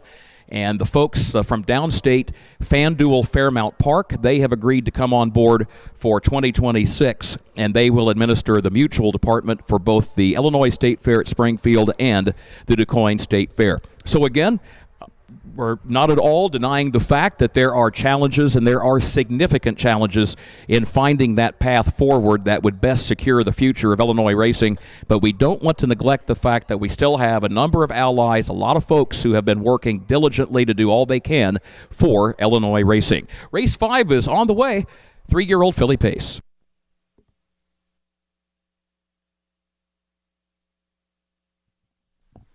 David, we've had some really good racing tonight. Some interesting racing. Great races and fast miles, and these horses are getting they're getting sharp at the right time. But we were just texting with Doug. He said, "I wonder if the track's a full mile out there. When they pull out the hub rail, sometimes they're not driving exactly where the hub rail used to be, so it might be a little bit short. But either way, they're still going awfully fast. I mean, you can't take anything away from the horses. Well, and the competition has been good, particularly at the top. That Right. that was the biggest spread that we have had in four races. That was the biggest spread that we had from top to finish. Yeah, and that was kind of a closer race than it really appeared, with Connor running, behind the car over there in the first turn, and Jamaica running behind the gate. Kind of spread out a little bit more, but that was really a pretty close race. And like you said, it's just been competitive racing, which makes for good racing, which makes for exciting racing. Yeah, as long as those top 3 spots, in my opinion, you're going to have horses that have bad nights. Yeah, it's just going to happen.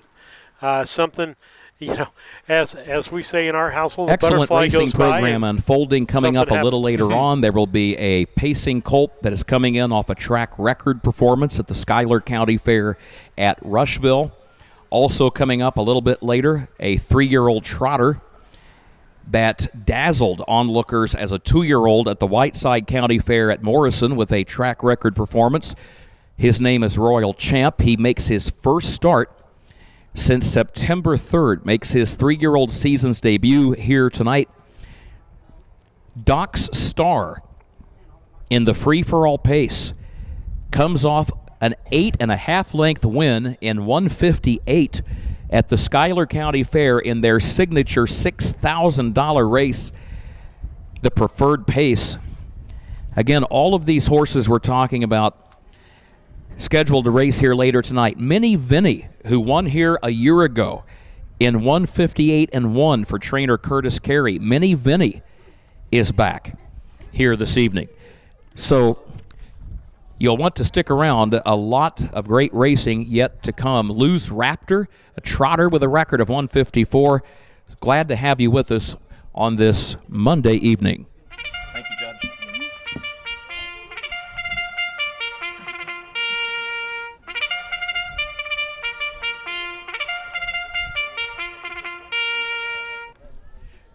Horses are on the track for race 5 in your scorecard, brought to you by OSF St. Mary's of Galesburg. It is the Illinois Standardbred Association 3-year-old filly pace for a purse of $2,664. The race day payout just over $900, and again the balance to follow from the Illinois Department of Agriculture. Scratch the 2 Super Sage. Number 2 Super Sage is a scratch.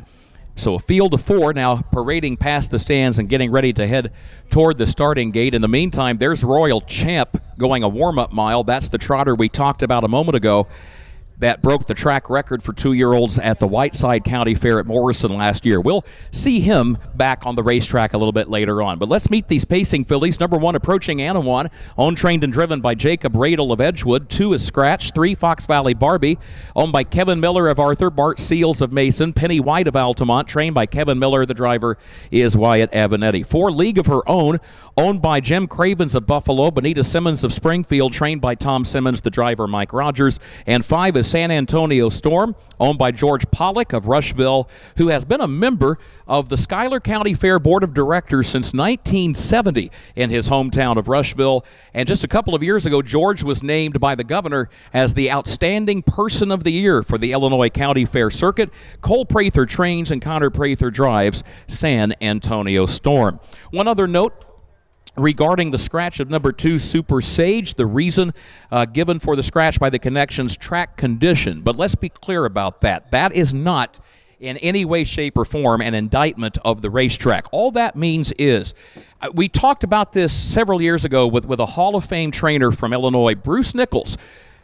Tim, from your hometown of Princeton, Illinois. And Bruce, we talked to him about that. He said, look, you've got to understand, trainers will make decisions based on the individual horse that you're talking about. And Bruce told us, he said, I had a trotter at one time, way early in my career. He was very quirky about the type of racing surface he liked.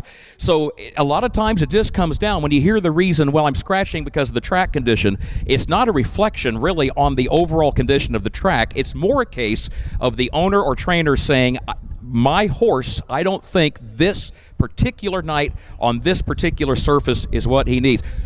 Horses can be quirky. They can be like us humans, folks. They have their own quirks and hang-ups. Here they come. Let's roll here in race 5.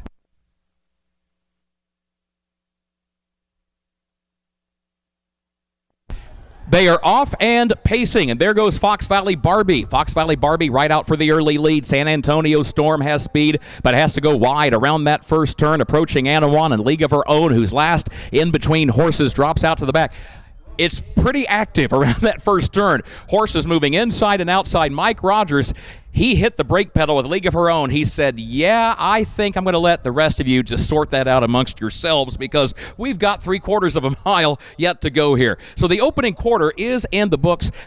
30 2/5 seconds. Thank you, Tabby Flacco, our chief timer. 30 2/5 of a second. Fox Valley Barbie is the leader. Approaching Anawan second. A length separates the top 2. San Antonio Storm is racing in the 3rd position. League of Her Own is last of the 4 after 3/8 of a mile. As the sun continues to drop just a bit lower in that western sky, they are halfway home here in race 5, the OSF St. Mary's of Galesburg race. It is Fox Valley Barbie with the lead. No one stepping out of line to challenge her just yet. Approaching Anawan is still second. 59 4 for the first half mile. 59 4/5 seconds. You've got San Antonio Storm, who's still 3rd. League of Her Own 4th. When will it come? When will that challenge take place? You know it's coming, folks. Fox Valley Barbie is still waiting, and she still has the lead by a length. Approaching Anawan is in 2nd position. San Antonio Storm is 3rd, and League of Her Own 4th. Here comes San Antonio Storm.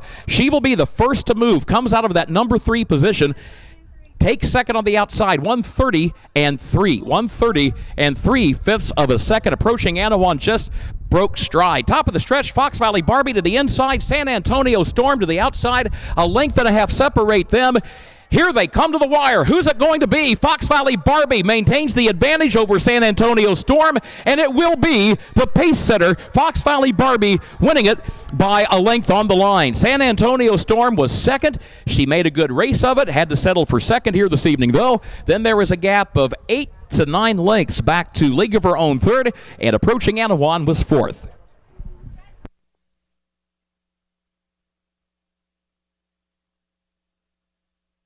Time for the mile, 1:59 3. 1 minute, 59 3/5 seconds. The Connections of Fox Valley Barbie, they have made the drive 3 hours from Effingham County for Bart Seals and his sister Penny White.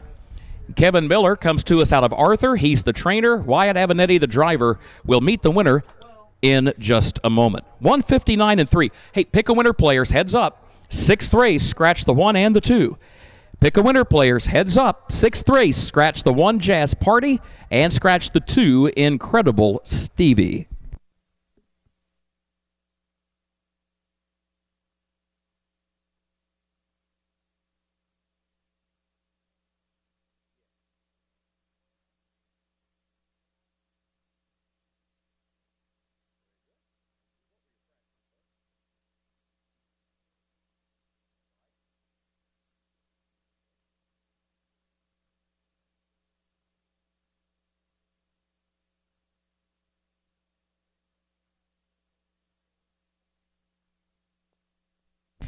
Fox Valley Barbie is a filly that has won her share of races. She has won 13 total. But coming into tonight's race, she had gone winless in her last 4 starts. Now, I would have to think most horsemen would say, you know, a 4-race winless streak when you're still hitting the board for the most part and you're finishing 3rd and so on, they would probably take that 9 times out of 10. But this filly has bounced back tonight, and sometimes she will do this in her career. She'll peel off all kinds of wins. Then she'll have a couple of races where she's 2nd or 3rd or 4th, and then she'll put it all together and come back and do so in big fashion. And that's what she did tonight, because she went right to the front, and she set the tempo, and she comes home with a win in 1:59.3, which is, if memory serves, that is her fastest winning mile on a county fair half-mile track. She did win at DuQuoin on the big 1-mile track in Southern Illinois last year as a 2-year-old in 1:56 and a 5th. Kevin Miller, who is the co-owner and trainer, bases his stable at the Champaign County Fairgrounds in Urbana. There's co-owner Penny White and husband Jerry. Again, a 3-hour drive from their home in Altamont. And there's the winner, and absolutely a nice round of applause for Fox Valley Barbie. Our thanks to OSF St. Mary's of Galesburg, the blanket sponsor. We do appreciate their support of racing at the Knox County Fair. There's Rick Flacco, our co-speed superintendent, standing at the head of this horse. Tabby gets ready to snap the picture. Wyatt Avenetti gets a pat on the back from Jerry White, a hug from Penny. This is the first horse that Penny has ever owned. Her brother Bart has owned horses for many years, but how about that? I tell you, when your first horse is now a 14-time winner, that is quite a way to start your career as a racehorse owner. But Penny tells us all the time, she and her husband Jerry say, we just love this filly, win, lose, or draw. We love her. And another victory here tonight, so well done and congratulations, 1:59.3. Judge, are we official? Yes, sir. Very good. Thank you, Tim Searle. Here's the full field rundown, and then we will play Pick a Winner. By the way, our thanks to everyone helping get the courtesy car out trackside, the driver and so forth, because that's such a nice feature for our winning connections. And you don't always see that, especially at county fairs, but great to see that here this evening. Here's the full field rundown for the 5th race. From the top, Approaching Anawan was 4th. Super Sage was scratched. Fox Valley Barbie, the winner. League of Her Own 3, and San Antonio Storm finished 2, 30 and 2/5 of a second, 59 and 4 at the half. 3/4 in 1:30 and 3/5 of a second. The time for the mile, 1:59 and 3. Reads down 4, scratch 1.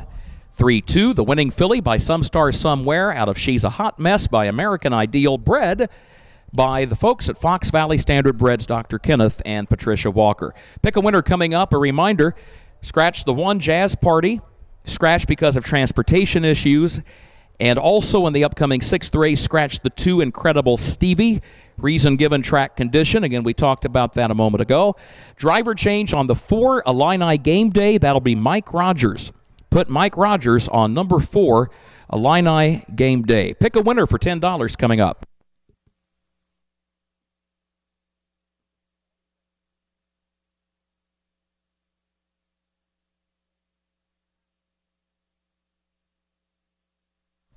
Another good race, David, but none of us picked Barbie to win that race. I know. She pulled the wool over my eyes. I fleeced me there. I went a different way, but congratulations to the Connections either way. Good to see them make the trek up from Altamont up here to Knoxville, Galesburg. I mean, you're going to see them everywhere. They're here. They'll be in Brown County if the horse is racing in Brown County. They'll be there, yeah. And they bring people and put people in the stands, and they've got the pink shirts out there. They've had a blast. No one's had more fun doing this than the new owners, Penny White and her husband Jerry. They must be retired because they travel across the state and they love this thing. They love this filly. Well, and not that you're going to make a big amount of money on a horse, but that's part of the thing of having a horse and following it. There's going to be frustrating, and it's owning it. It's enjoying it and having a fun time with it. Folks, if you think you're going to get rich in this, talk to David Brink. He'll tell you how many millions he has in the bank. In the Pick a Winner draw for $10 for choosing Fox Valley Bar. And so... is he down? Yep, okay. He's down. Yeah, that's exactly right. Anybody in the sport who's won a big race and made a bunch of money has spent that money. Had a spider over there. Oh, good. I do. Get off me. He kicks him over towards me. But anybody who's made money in this sport, with a nice horse and won a big race, has spent probably 4 or 5 times that on other horses that you've never heard of. So I don't think anyone's really getting rich in this sport. You do it, because you love it.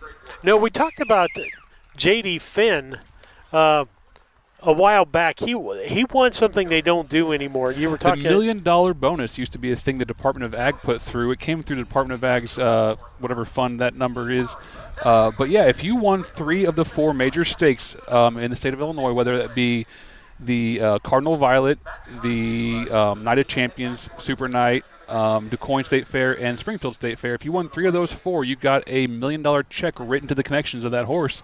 And JD cashed it in, I think, 2 times. I can't remember how many times we actually had that check cashed. But, yeah, JD got it with Coochie in, 1992, and the other one was something else in 94. I forget. But well, and the other thing we know that's going to come up, and Curtis hit it quite a bit, J.D. Finn not in that's mind-boggling. Harness Racing Hall of Fame. Kurt explained it for the Illinois, yeah. Kurt explained it that right when J.D.'s career was getting to the point where you consider him for Hall of Fame nods, he was over in Indiana, kind of out of sight, out of mind, and we kind of didn't have an Illinois Hall of Fame class for about 10 years there, so he kind of got lost in the shuffle. But if anyone deserves to be in the Hall of Fame, I think anyone in this state would tell you J.D. Finn has got to be the top of that list. Well, and I tell you what, this summer he's become one of my favorite drivers this summer. He's it's not so one of cool. the young guns this year. For me, it's J.D. Finn. And I texted him after that first time we saw him drive, and I said it feels good to watch him the bike because he just has a way with young horses, especially young trotters.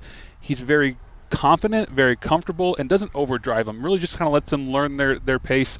And I liked what Dennis Gardner said at Springfield. He said, I'm going to make Finn famous one more time with that Doomzilla horse. Yeah, absolutely. And again, like I said, I've had a favorite driver each and every year. One of the first years we did it, Wyatt Avenatti was coming up, and Matt. And then I can't remember the second year, but Jaquavian the Carter boys. The Carter boys coming up. And so this year for me, it's J.D. Finn. And J.D.'s a good guy. He's lent Dad bikes and helped us out to DuQuoin numerous times, and he's one of those good old boys. You might see him at the bar too every once in a while having a beer after the races. He's one of the guys that I think everyone has spent time with and shared stories and learned something about shoeing or hanging up a trotter. For the other victory as we head toward race 6. I'll leave Kurt up so we fine. know when he comes back in. But that's the one thing I want to go back to. I talked about this the first year. To me, the camaraderie We mentioned the Illinois State Fair at Springfield. Many of the horses you're watching tonight are on that path to the Illinois State Fair Colt Stakes and the Illinois Department of Agriculture Series at the Illinois State Fair in Springfield. Racing begins there on Thursday, August 13. They also go racing on Friday, August 14 and Saturday, August 15.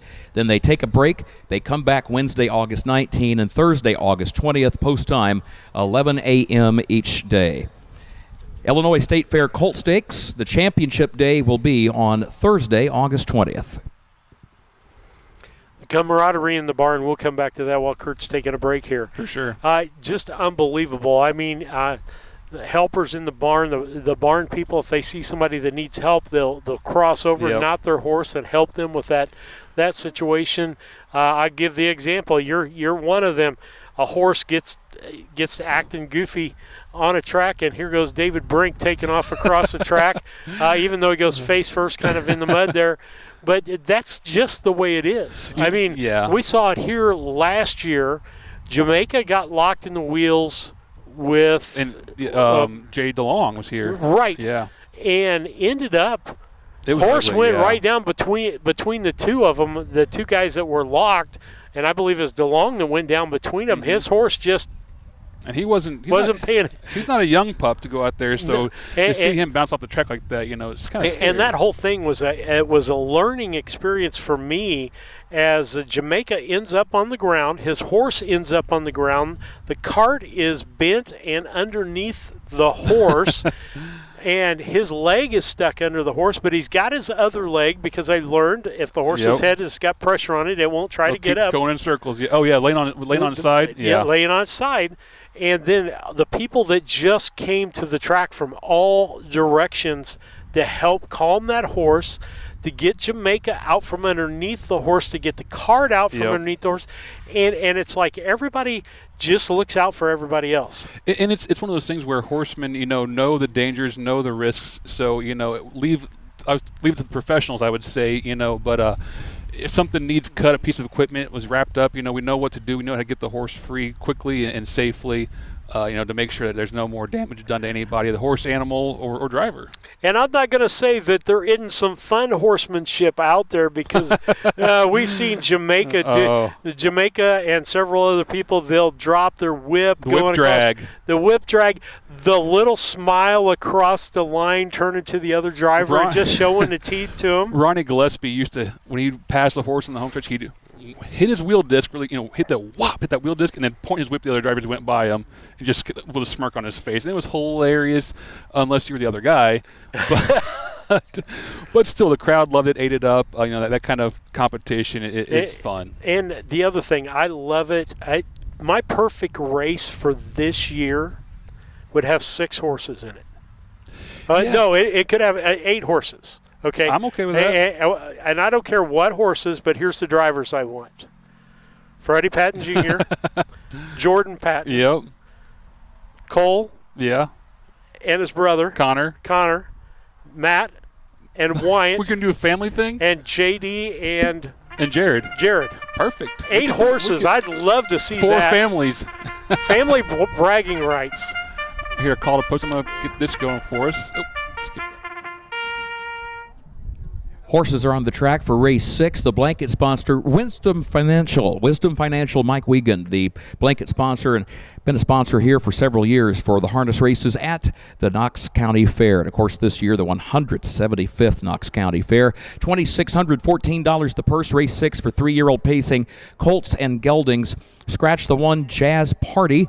Scratch because of transportation issues. The 2, Incredible Stevie, is also a scratch. Mike Rogers drives the 4, Illini Game Day. So a field of 3 getting ready to go to the post here, 2 of which are winners this year. Illini Game Day and Smokin' Them Some Stars, a combined 7 victories, both from the barn of trainer Kevin Miller.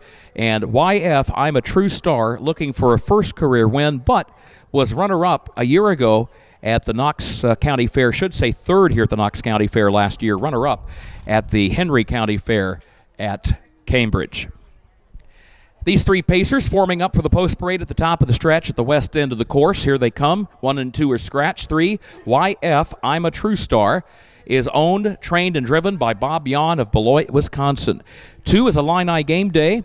Kevin Miller, the owner and trainer. Keith Miller and Andy Miller also own an interest in this pacer. And Mike Rogers will be the driver, contrary to the program. 5, I should say, Smokin' Them Some Stars. Number 5, a horse that comes in off a track record performance at the Schuyler County Fair. Going by the stands right now at the back of the pack here.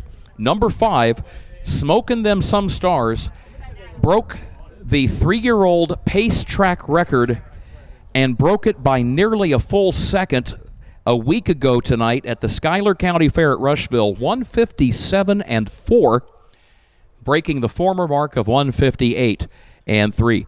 Smoking Them Some Stars is a horse which went winless in just 6 starts a year ago and then was winless in his first 3 starts or so of this year. But ever since then, ever since he got that first win was May 24th, Memorial Weekend at the Martinsville Agricultural Fair.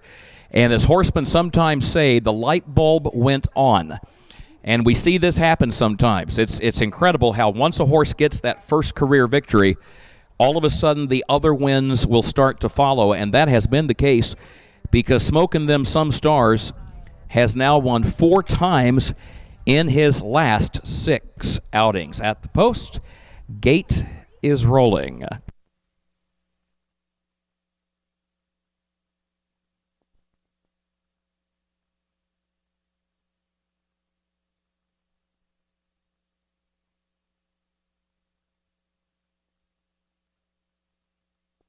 I think if you're a racehorse trainer, you've got to be open-minded to think about not only plan A, but plan B, C, D, E, F, G, right on down the line. Sometimes you just have to keep tweaking to see what works. Here they come.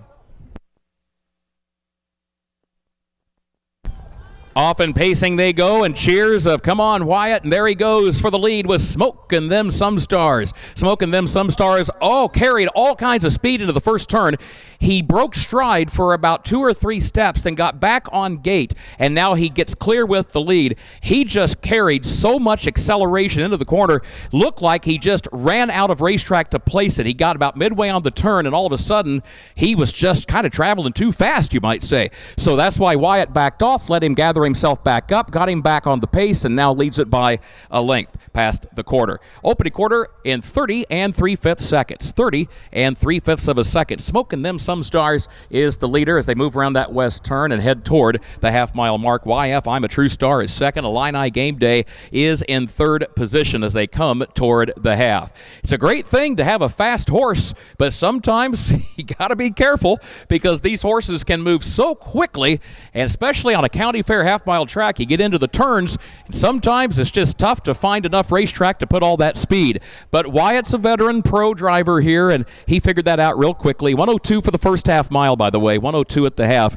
And as a result, Smoking Them Some Stars only broke stride for a step or 2 before he got right back on gate, and he leads it up the backstretch toward the 3/4. YF I'm a True Star goes second. Now, Smoking Them Some Stars, now Wyatt says, okay, let's hit the loud pedal, and they open up by 3 lengths. But here comes the stablemate, Illini Game Day. So a pair of pacers trained by Kevin Miller are about to slug it out for the win here in race 6, the Wisdom Financial race. 3/4, 134 3/5 of a second. They turn for home. Smoking Them Some Stars with the lead. Give credit to YF I Am a True Star, who has fought back to the inside to challenge Illini Game Day for that second spot, but Smoking Them Some Stars has a 5-length lead, and Smoking Them Some Stars wins it by nearly 6 lengths on the line. Way out on the grandstand side, Illini Game Day did grab second by a neck on the wire after a good tussle down the lane with YF I'm a True Star,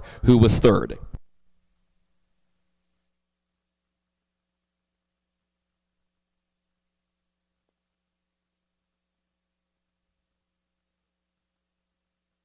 Time for the mile, 2:01 2/5 of a second. 2:01 2.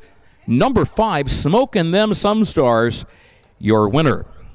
7th race is on the way. No scratches in race 7.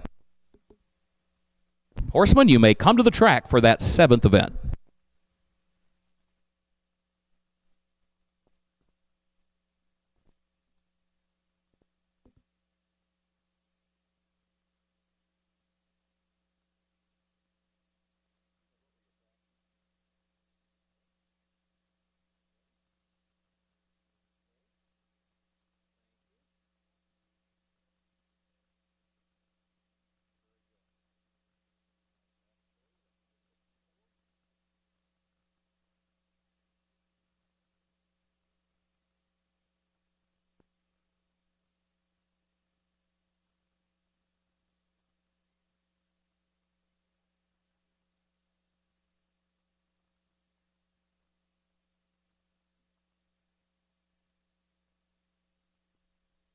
Our co-speed superintendent, Rick Flacco, trackside.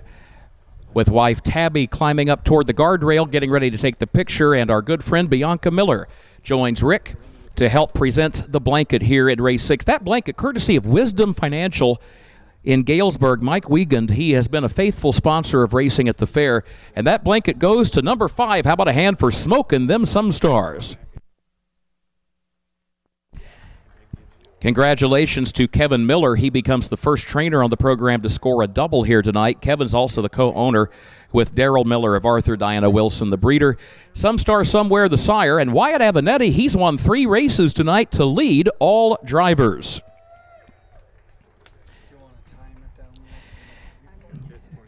It's amazing to watch these drivers, how they have to make split-second decisions, as we talked about there, when this pacer went boiling out at the start and just went charging. I mean, he was on the attack going into that first turn. And as soon as he got rough-gated and put in a couple of awkward steps, Wyatt just very quickly hits the brake pedal, backs off, and just let that horse settle in. And if you noticed, Wyatt never really turned him loose after that until very late in the mile. So safety, of course, always the number one concern, and making sure that these horses will race another day as well. Those are always considerations for these drivers. And again, commendable the split-second decisions they have to make as circumstances unfold to try to get the chaos back under control, and Wyatt did that very thing. By the way, corrected three-quarter time, 1:32 and 3. Corrected three-quarter time, 1 minute 32 and 3/5 seconds. And again, the time for the mile was 2:01 and 2. Judge, are we official? Thank you, Tim. Here's the full field rundown, and then we'll play Pick a Winner.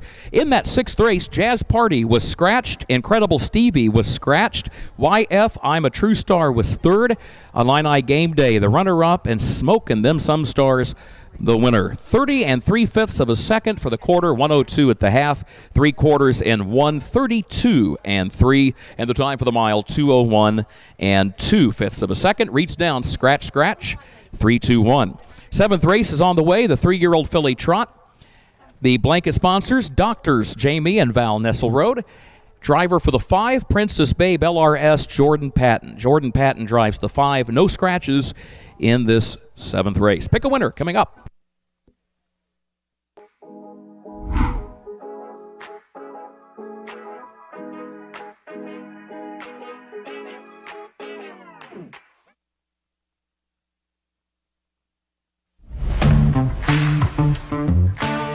Kerr Auction is your trusted source for ag equipment, attachments, construction gear, trucks, trailers, and hard-to-find parts.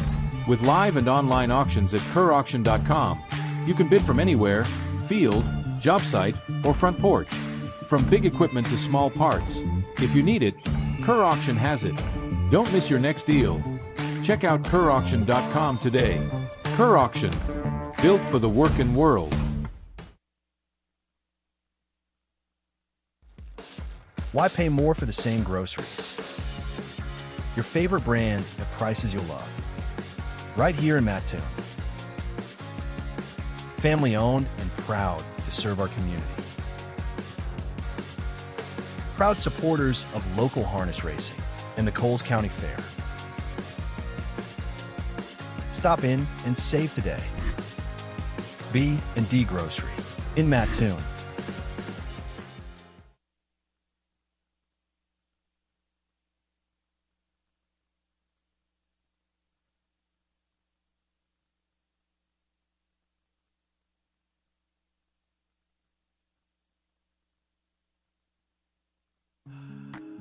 Experience matters. At Simmons Stable, Illinois Hall of Fame trainer Tom Simmons, along with wife Benita, has built a legacy of developing and racing championship standardbreds. From yearling to winner's circle, every horse is guided with experience, expertise, and care. Simmons Stable, 217-801-4246.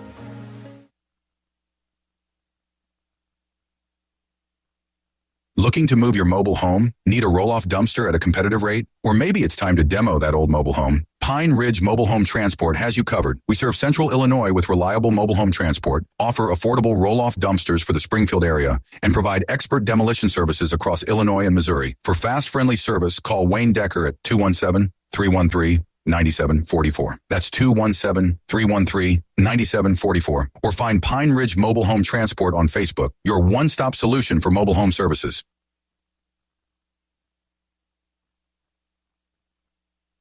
Jimmy, the trainer, immediately starts to answer the question, and Brad said, slow down, you're the interpreter. I want your brother to answer the question, and you need to interpret for me what he says. So Jimmy, who's a true gentleman and a fantastic horseman, Jimmy nodded his head and smiled, and so that's what Jimmy ended up doing. He let his brother Johnny speak in his native tongue from Scandinavia, and then Jimmy translated. And if memory serves, I think the stewards completed their inquiry. There was no placing that day, and the brothers Tactor went home with the lion's share of that $500,000 purse. Race 7 is on the way.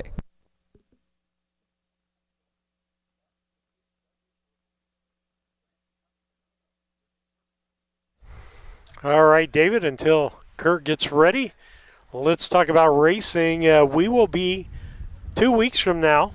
We will be in Paris, Illinois, on a Monday night, and then Tuesday we'll be in Carmi. We're going to make the long trek down there to do that one. Then we make the trek home and we do Lewistown. And so that'll be a 1 o'clock in the afternoon race time in Lewistown. Look at that, David. That's the best picture of the night right there. I love it. A fan enjoying the races, huh? Yeah. Yeah, it's saying, well, there's nothing going on now. I'm kind of bored. Looking ahead, a late driver change in race 9. In the 9th race, the driver of the 1, A Real Faith, Wyatt Avenatti. That's the 9th race. Number 1, A Real Faith, the driver, Wyatt Avenatti. Talked about the fact there's a lot coming up this week at the Knox County Fair, the 175th. Simply an amazing milestone. You got the TNA Bucking Bulls Rodeo at 7 o'clock tomorrow night. The Jim Smith Memorial Truck and Tractor Pulls at 6 p.m. on Wednesday. Thursday, Justin Moore, Priscilla Block in concert, special guest Taylor Bruninga. Then on Friday, you've got Robbo's Extreme Figure 8 races at 6 p.m. Saturday, Robbo's Extreme Demolition Derby at 6 p.m. A reminder that the carnival gets up and running here tomorrow at 5:30 p.m. For more information, you can visit www.knoxfair.com or visit the fair's Facebook page. All right, David, after that we go to Charleston. We're in a Charleston. Also, horseman purse checks for races 1 through 5 are available at the racing office. Stop in and see Marietta Walker. Purse checks available at the racing office, races 1 through 5. Then we head to Charleston on the 27th, Urbana 28th, back down to Charleston on the 29th. I think we have the 30th. Couple of horses completing warm-up right, miles for races coming up a little bit later in the card. With that said, race 7 starters are out.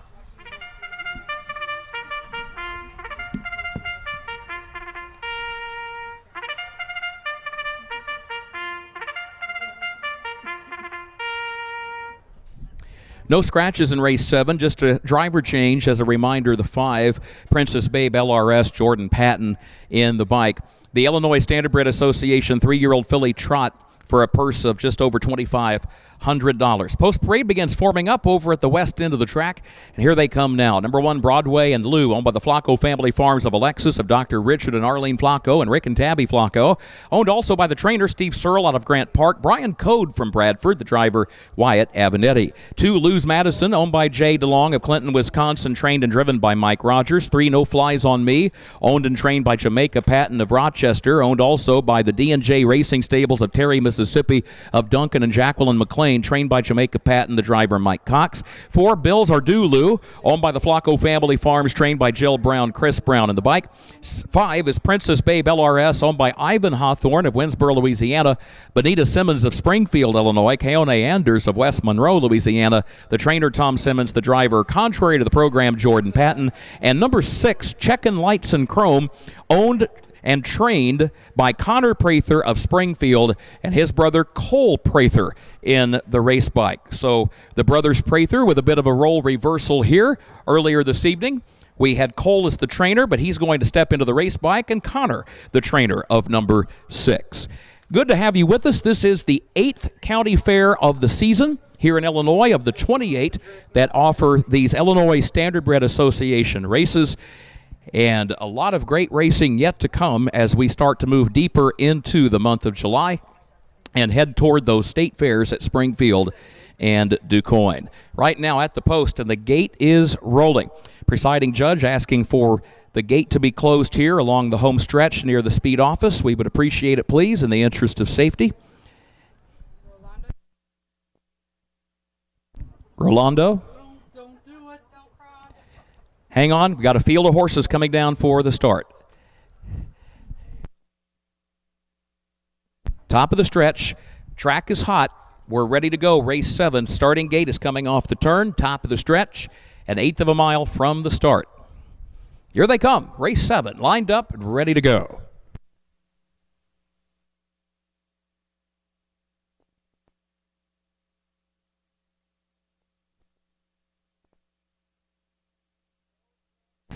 They are off and trotting, with the exception of Bills or Do Lou, who's off stride. There goes Princess Babe, LRS, firing right out for the early lead. No Flies on Me comes away second.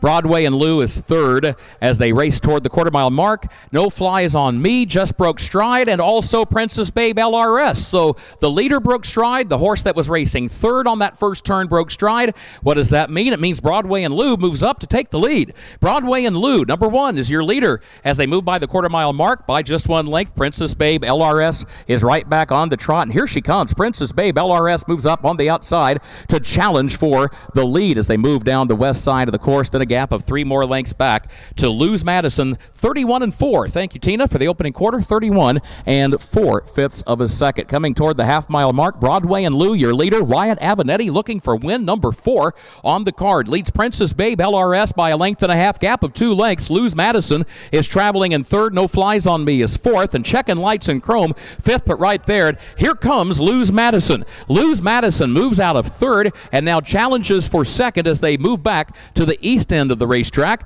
with Broadway and Lou still the leader. Broadway and Lou leads it by a length. It was 1:01 for the first half mile, 1:01 flat, but Lose Madison is moving up closer and closer and draws alongside the leader. In fact, Lose Madison going to take the lead by a head, by a neck, as they go by the 3/4. Broadway and Lou is in second. Princess Babe LRS third. No Flies on Me fourth. Checkin' Lights and Chrome is in the 5th position, a gap of better than 25 more lengths. Then back to Bills or Do Lou, who is last 3/4, 1:31 and 3/5 of a second. They turn for home. Broadway and Lose Madison separated by a length off the turn. Broadway and Lou has the advantage. Here comes Lose Madison to make a final try on the outside. Lose Madison draws alongside of Broadway and Lou, matching strides all the way to the wire. Lose Madison got it by a head. Lose Madison out on the grandstand side got it by a head over Broadway and Lou. What a stretch battle here in race 7. We've seen some great racing. Folks, are you having fun at the fair tonight? Yes, we have seen some fantastic battles here for sure. And here in race 7, number 2, Lose Madison gets up by a head on the line to win it.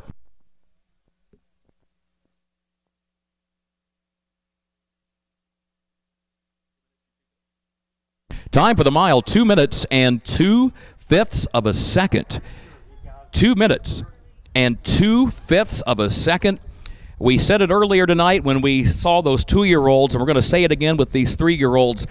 We are going to be spending some time late tonight digging through the record books and through the files of charts from past races at the Knox County Fair. We've had some brilliantly fast miles, and if they aren't track records for the 2- and 3-year-old set, they've got to be darn close. We'll meet the winner in just a moment. What a performance. What a race. The Flacco bred Lose Madison with the win.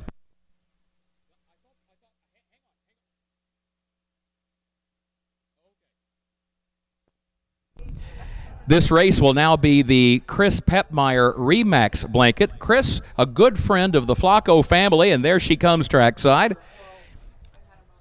And she was one of the folks who helped the Flacco family at the farm.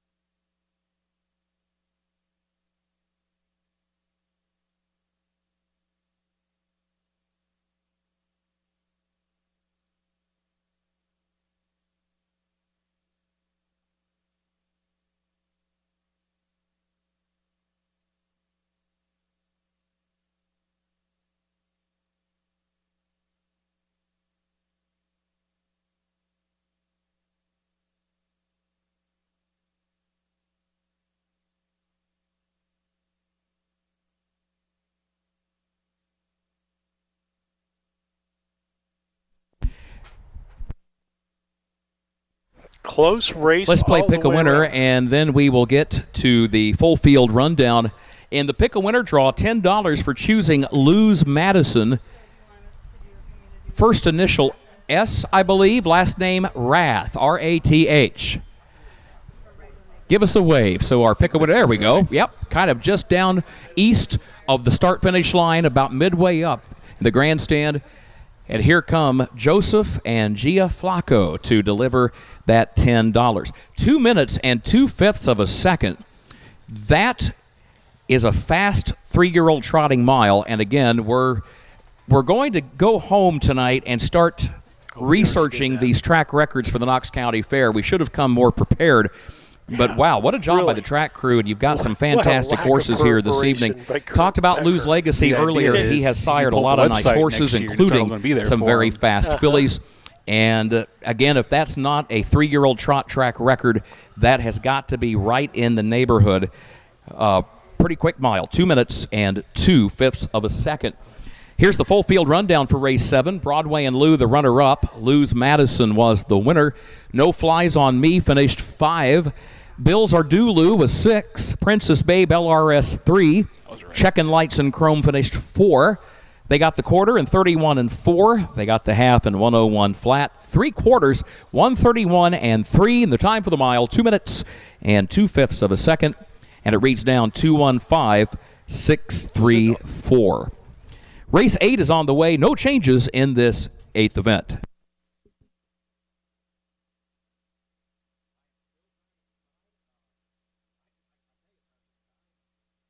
Race 8. All right, you couldn't get much closer. Close for first and second, close for great race. Third and fourth, and a great race there, and a fun time with an owner there. Where she was involved from the beginning, as Kurt talked about, naming the horse, buying Chris the Petmeyer, horse. I think she lives next to the Flacco family farm, and she used to have Tennessee Walker horses, and so she will, from time to time, keep a horse for the Flaccos. Whether in this one she helped raise from a baby, and actually gave the one the name. So kind of cool to see the connections right here in his hometown. And so happy to see that, and she has been a sponsor for Harness Tube for the last couple of years, and very we're supportive. Thankful for that sponsorship and keeping it on, because I know, as somebody that works Monday through Friday like yourself, not everybody's got vacation time that they burn to go to harness racing like David Brink, right? I'm an anomaly, we'll say. To say the least, absolutely. But yeah, it's what I love. We like doing this stuff with Harness Tube and bringing it to the fans, making sure we can, show it to the world if we can. And it's just what we like doing here. Well, and we like to bring it into homes because we're getting more fans. People don't understand. Our viewership, David, is not people from this local track. No, absolutely not. These are folks who couldn't make it here today, that are into harness racing. Yeah, and into across the world. And I'll give a prime example here. I can almost bet that Eric Grady has watched a lot of the races along the way from our hometown there in Brown County, but I can guarantee you he's not going to sit at home and watch the race right from home. He's going to the track because they have a whole family deal there. I was thinking today Eric Grady would be a good guest analyst selections for Mount Sterling, don't you think? Oh, I think absolutely. Yeah, I'll reach out to him. We could do him on one day. Do him on broadcast too. Yeah, I'll have the boys, so I can just run graphics and sit back and we'll let them do some fun stuff. But love to see those those fans who, when it's available for them, they can catch it whenever we're racing. They can keep up with their favorite horses and drivers and stuff. And he doesn't have the time to travel across the state and make all these fairs, so he wouldn't actually know, whose horses are what and what they're doing if it wasn't for us up here doing Harness Tube. And he's really into it, and really at some point in his life wants to be, in ownership. I still think we can get a group horse somehow. I just got to get a horse and a trainer lined up, but I think we have enough people to make it economically feasible. Get the buy-in being very, we'll say $1,000 or $2,000 or something, and maybe a couple $100 a month, and train in predictable amounts. No surprise bills when your stake season hits and you get another $1,000 tacked on there. Just let these owners kind of know what to expect, and I think they probably could swing that every month.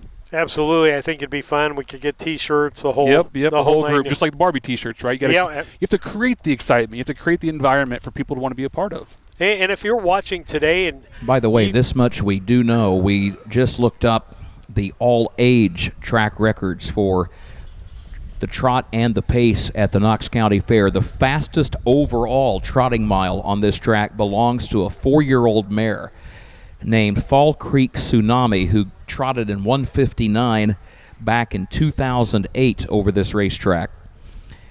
And an older pacer by the name of Millennial from 2021 has the all-age track record on the pace in 1:56 flat. So that much we do know as far as the overall fastest trot and overall fastest pacing mile of all time. By the way, Millennial was also a 4-year-old, so the overall track records for trot and pace are both held by 4-year-old horses.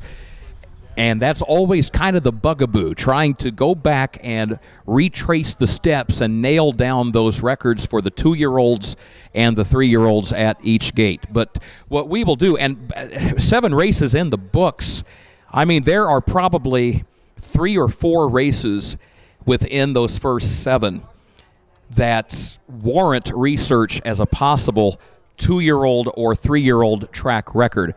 So what we will do is we will try to get that research tonight, and the way we will do that, we do have a baseline. We do have a list of Illinois County Fair track records through the year 2013. So that means that tonight or tomorrow we will need to go back and we will go to ustrotting.com, the official website of the United States Trotting Association. We will click on their pathway icon. That's a paywall. But we will go behind the paywall and start pulling up charts from 2014 to the present and update those track records. We will post an update on whether or not any of these miles you've seen this evening indeed qualify as track records for 2-year-old horses or 3-year-old horses. We will post an update on Facebook on the Horse Talk Today page. Facebook.com, the page Horse Talk Today. We will get an update posted by 5 p.m. Central Time tomorrow. And again, kudos to the track crew and the horsemen for giving us a project of that nature. That means we've been seeing some great racing.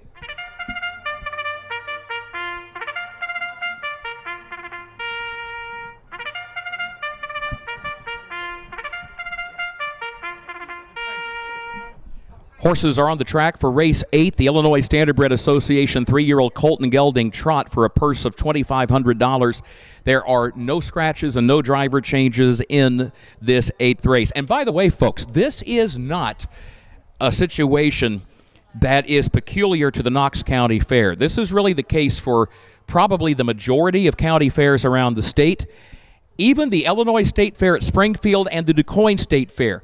Earlier this year, officials with the Illinois Department of Agriculture, they went back and did an audit of races held in the last 20 years or so at the 2 state fairs because they wanted to update their own records. And even the IDOA sat down and said, you know, we found a couple that were listed as track records that had long ago been broken. So don't by any means think that this is something that, well, why haven't we kept the records current at the Knox County Fair? It's just a case where we go through the summer fair schedule and you get focused on the next fair and the next fair and the next fair. You got to take time to sit down and document these things when they happen, so we will do our best to get it updated. Let's meet the starters for race 8. Number 1, Class Comedian, owned and trained by Jacob Radel of Edgewood, the driver Freddie Patton Jr. 2, Here Comes Bob, owned by Molly Baldus of Hannah City, Steve Searle of Grant Park, Chris Paloma of Cedar Rapids, Iowa, Kathy Ritzel of St. Jacob, Illinois, trained by Steve Searle, the driver Wyatt Avenatti. 3, Smokes Are Rising, owned by Linda Allhands of Monticello, trained and driven by Jamaica Patton. 4, Lou's Transporter is owned by the Flacco Family Farms of Alexis, trained by Steve Searle, the driver Jordan Patton. And number 5, there's Royal Champ. There's the trotter that shattered the 2-year-old trot track record at the Whiteside County Fair at Morrison in August of last year. He won 5 of his 6 starts. He won most of them by margins of 20 lengths or greater.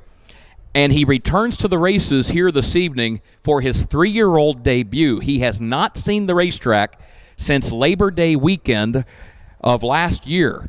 So let's see how Royal Champ responds to his first trip around the track in several months.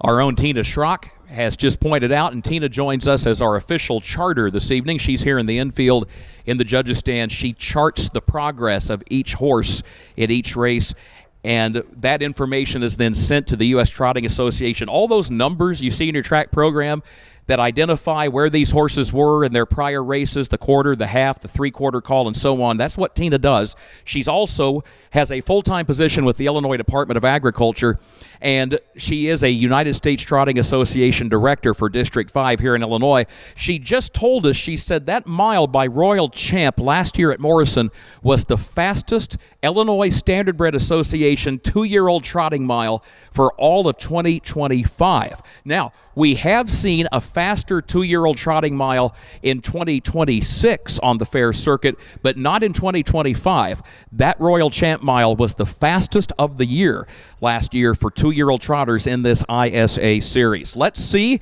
Here we go. Will it be Royal Champ? Will it be somebody else who gets to the winner's circle? Here they come.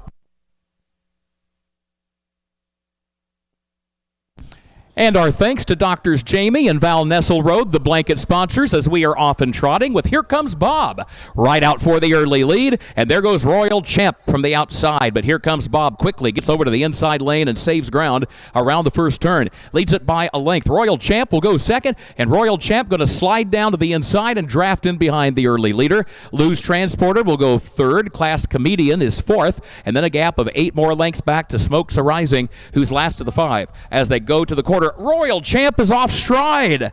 Royal Champ is off stride. An uncharacteristic break in stride. He shows no breaks in strides in those past performance lines in the program, but he has just broken stride, and that changes the entire complexion of this race and leaves Here Comes Bob on a comfortable lead as they come on down toward the half. We'll get the quarter time in just a moment. 29-2, quick opening quarter, 29 2/5 seconds. So here comes Bob. Let's reset the front of the field. Leads it by 5 lengths. Here comes Loose Transporter, cutting into the gap, closing ground in second. Class Comedian third, a gap of 5 more lengths back. Then to Royal Champ in fourth, who's about 10 lengths off the leader.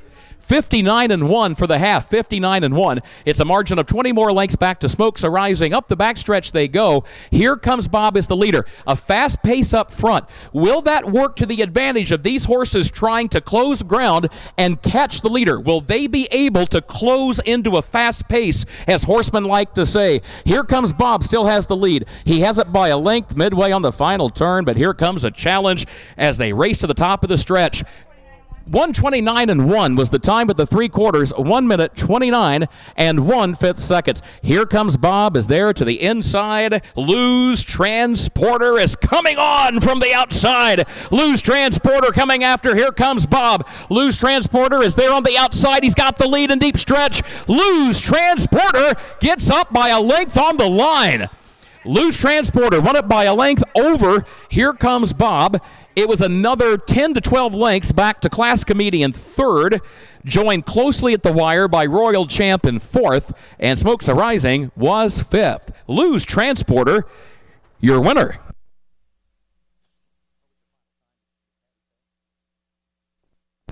Time for the mile, 2 minutes flat. The Flacco family farms owned and bred Lose Transporter, and indeed he closed into a fast pace. He sat back off of it. Jordan Patton proving that sometimes patience is the best way to go. And he decided to step on the accelerator around the final turn and caught the pace setter in the stretch and wins race 8. Horsemen, you may come to the track with race 9. No changes as far as scratches in the 9th race. Just remember Wyatt Avenetti drives number 1, A Real Faith.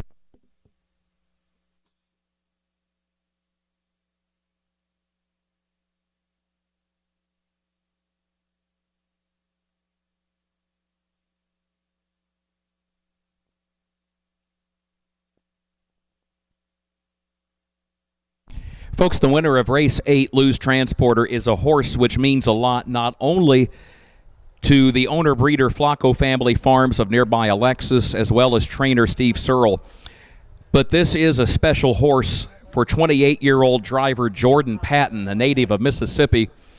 This horse scored a win in the $15,000 Cardinal Stakes a few weeks ago at the Illinois State Fairgrounds, and that was Jordan Patton's first career win in the Cardinal Stakes series, which dates back to 1977. That was a milestone moment for Jordan. And how about a 2-minute trotting mile today at the Knox County Fair? How about a hand for the winner?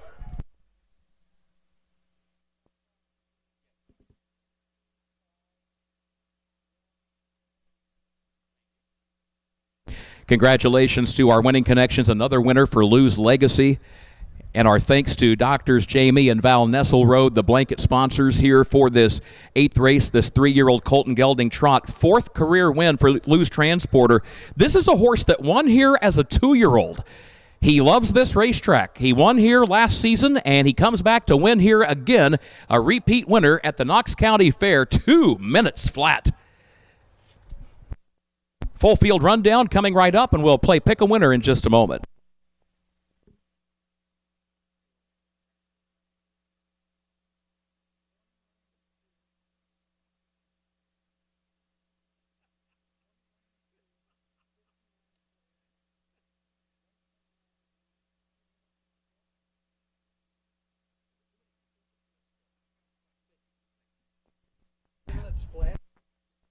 Here's the full field rundown for that 8th race. Class Comedian was 3rd. It is official. Class Comedian 3rd. Here comes Bob, the runner-up.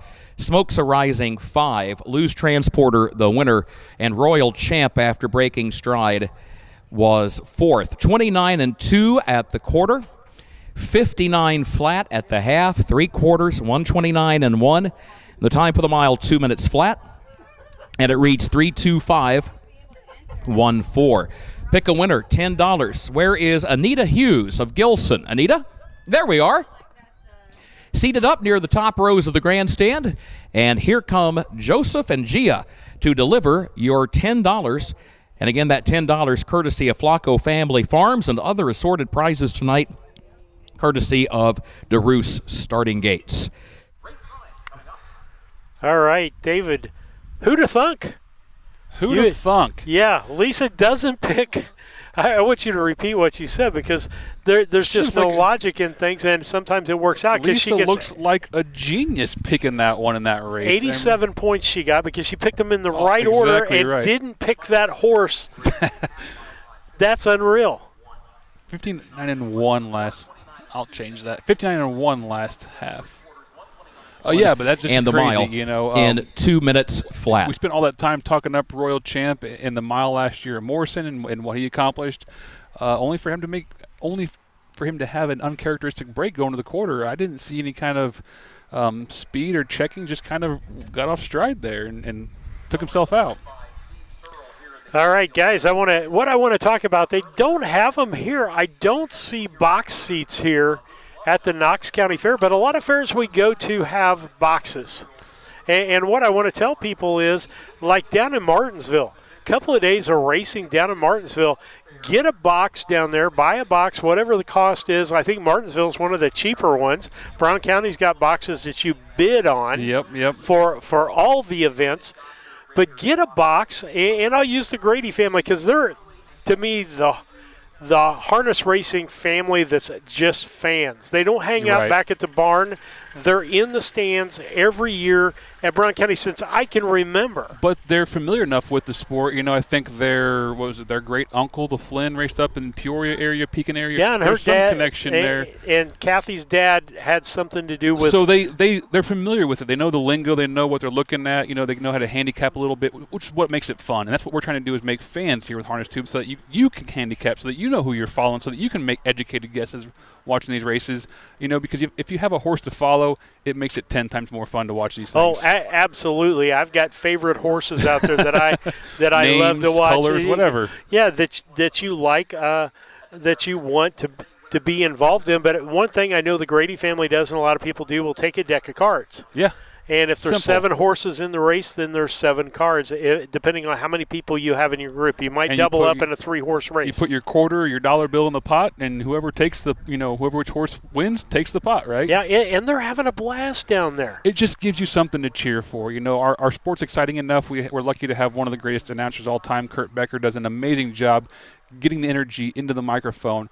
It doesn't matter what horse you pick. Just find something to follow and watch, go on the track, and it makes it so much more fun when you can kind of root for somebody. Well, and let's face it, going to the county fair is one of the cheapest things you can do as far as getting in the gate. And usually the harness racing grandstand is free. Yes. And you've got a night like tonight that's absolutely beautiful that you can take your family to and you can enjoy it. Folks, we want to encourage you from you getting excited on Harness Tube about watching the races.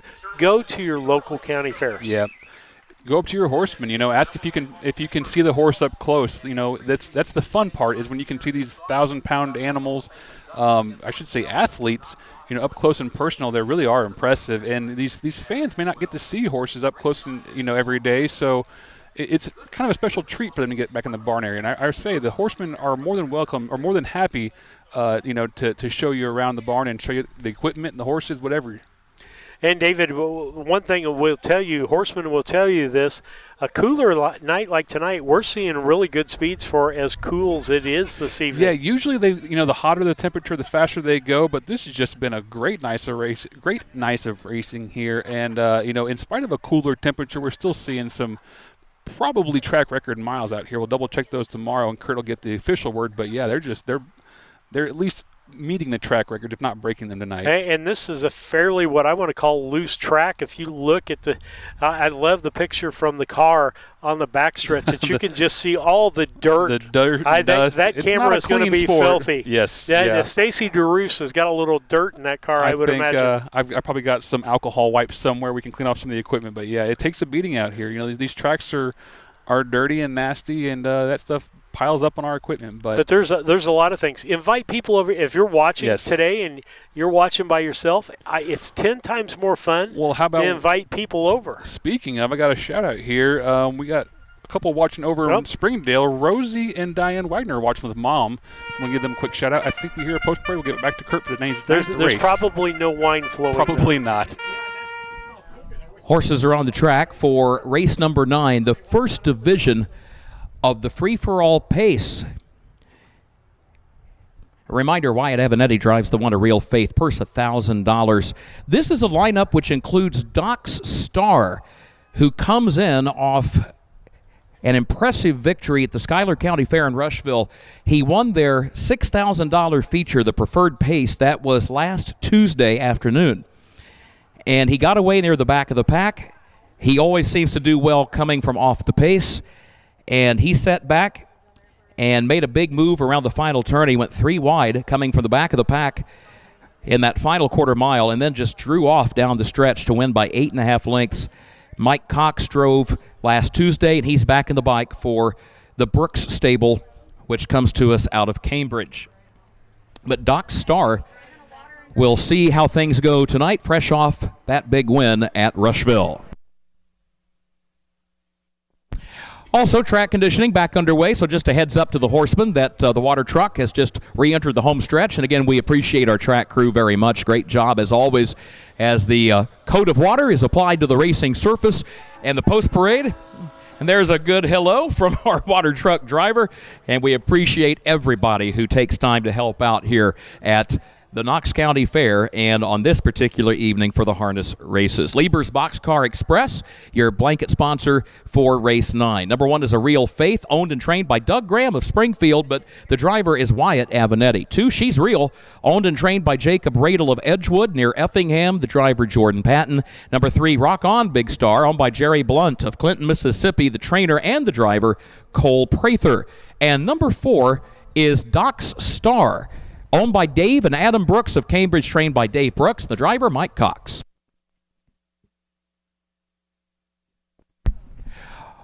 Also here in the home stretch, those of you near the racing office, if you would close the gate, the draw gate please, we would appreciate it. Thank you.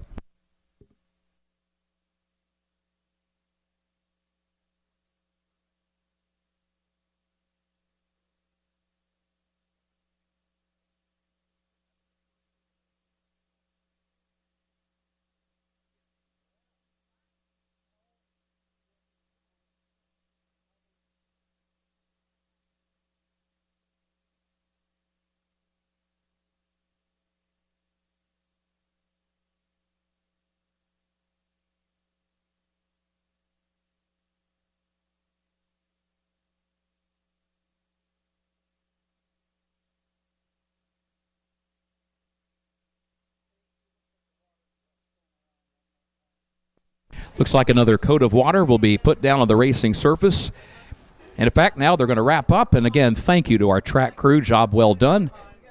And we are ready to go here in this 9th race.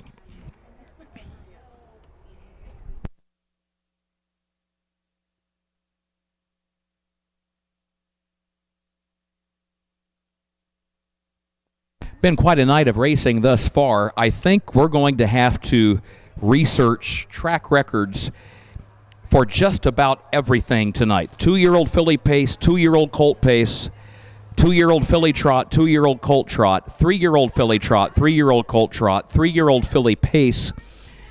There have been miles in each of those divisions tonight that if they're not track records, one would think they have come awfully close. And again, we'll post an update tomorrow, 5 p.m., facebook.com, Horse Talk Today. Been a good evening for Team Flacco. 3 wins for Lou's Legacy, 3 wins for the Flacco family farms as breeder, 2 as owner. Top of the stretch, here they come, and we're not finished yet. The 9th of our 11 races lined up, ready to go. Good to have you with us.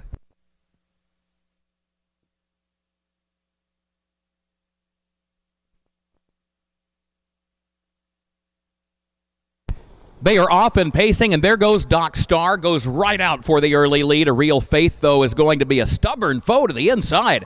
How about a Real Faith, the 4-year-old mare, putting the challenge early to the favorite Doc Star. So that 4-year-old gelding won't make the top on the first turn. He had to go the long way around the east side of the track. He was parked to the outside. Now Doc Star clears with the lead for Mike Cox as they head up the backstretch to the quarter-mile mark and leads it by a length. A Real Faith is there racing in the second position, followed by She's Real third. Rock On Big Star is in the 4th spot. 29-4, the time for the opening quarter, 29 4/5 of a second. Doc's Star is the leader, single file formation, no one steps out of line. A Real Faith is in second, She's Real travels in the 3rd position, and Rock On Big Star last of the 4 as they come on down toward the half-mile mark in the Lieber's Boxcar Express race, the first division of the free-for-all pace. Doc Star is the leader. Doc Star, Mike Cox, the driver, he checks over his shoulder, keeping an eye on a Real Faith who's right there a length away in the 2nd position. Back to the east side of the course they go. She's Real is 3rd, and Rock On Big Star is in 4th. They head toward the 3/4 with 5/8 of a mile complete. It is Doc Star who shows the way. Half-mile mark, 1 minute and a 1/5. Half-mile mark, 1 minute and a 1/5. Doc Star, the leader. Tempo is getting quicker, folks. And Doc Star has hit another gear at the 3/4 mile mark, and he leads it now by 2 lengths. But a Real Faith is hanging in there as best she can. She's still a fairly close second. Again, 2 to 2.5 lengths separate the top 2. 1:30 and 4 at the 3/4, 1 minute 30 and 4/5 seconds. Doc Star is the leader, though, and has the lead out to 3 lengths. Doc Star is going to win this race, maintains the advantage, again lets it out another notch, leads it by 3.5, nearly 4 lengths now. Doc Star, the favorite, lives up to the billing, and Doc Star wins it. Race 9 goes to Doc Star, and he won it by nearly 4 lengths. It was a Real Faith second, a similar margin, then back to Rock On Big Star, who got up in time for 3rd, and She's Real was 4th.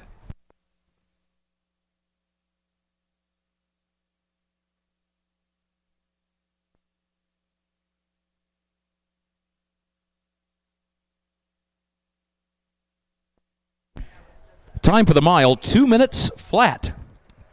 Time for the mile, 2 minutes flat. Horsemen, you may come to the track for the 10th race. No scratches in race 10. We'll meet the winner of race 9 next.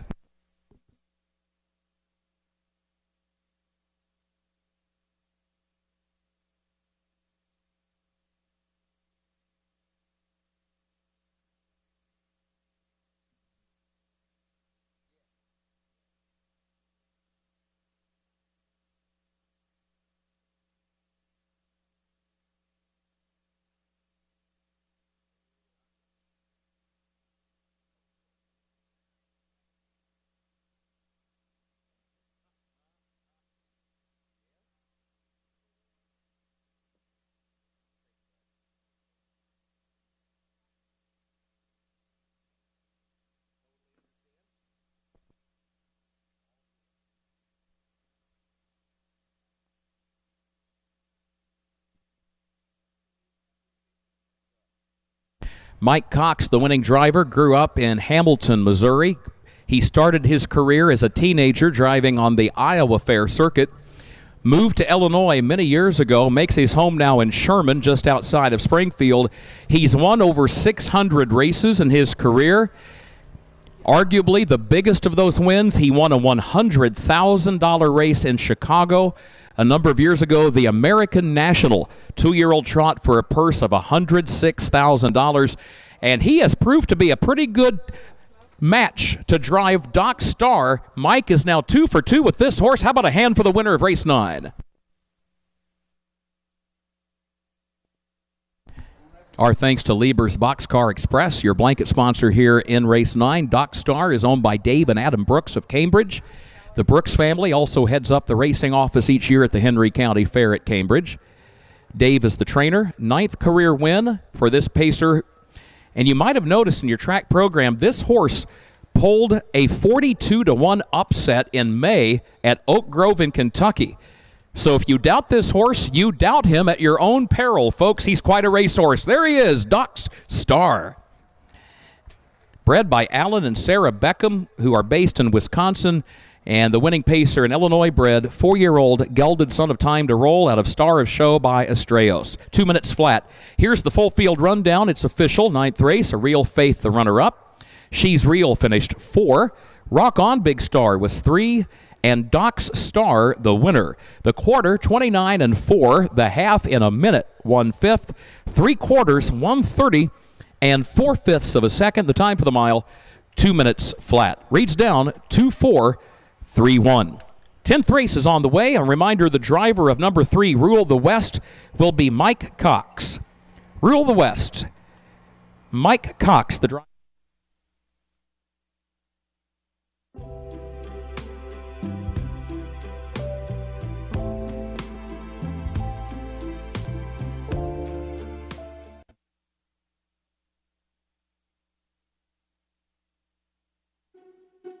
Long before the crowds arrive, the work is already underway. Track after track. Kevin Miller Stable campaigns winning standardbreds across the Midwest.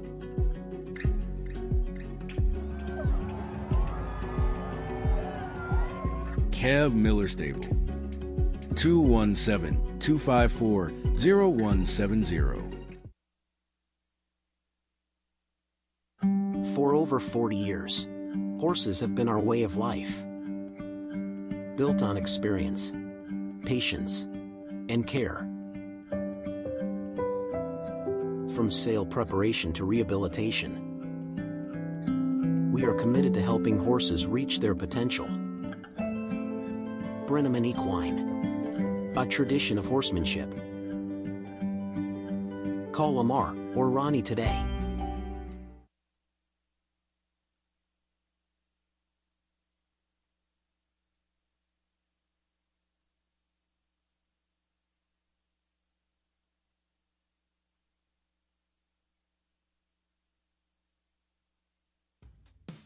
Real craftsmanship still exists at Yoder's Custom Woodworking and Amish Furniture. From custom kitchens and built-ins to handcrafted furniture, outdoor poly, and more.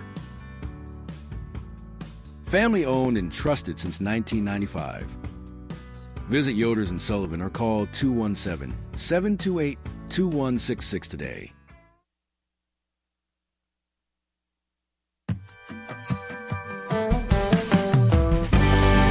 Avenatti Racing, a third-generation, family-run stable with a legacy of excellence. Centrally located between Illinois, Indiana, and Kentucky racing programs, Avenatti Racing specializes in buying yearlings, breaking, training, and racing top-performing standardbreds. Call 217-840-6469 or email avanettiracing@gmail.com today. Avenatti Racing, from yearling to racetrack, we build contenders.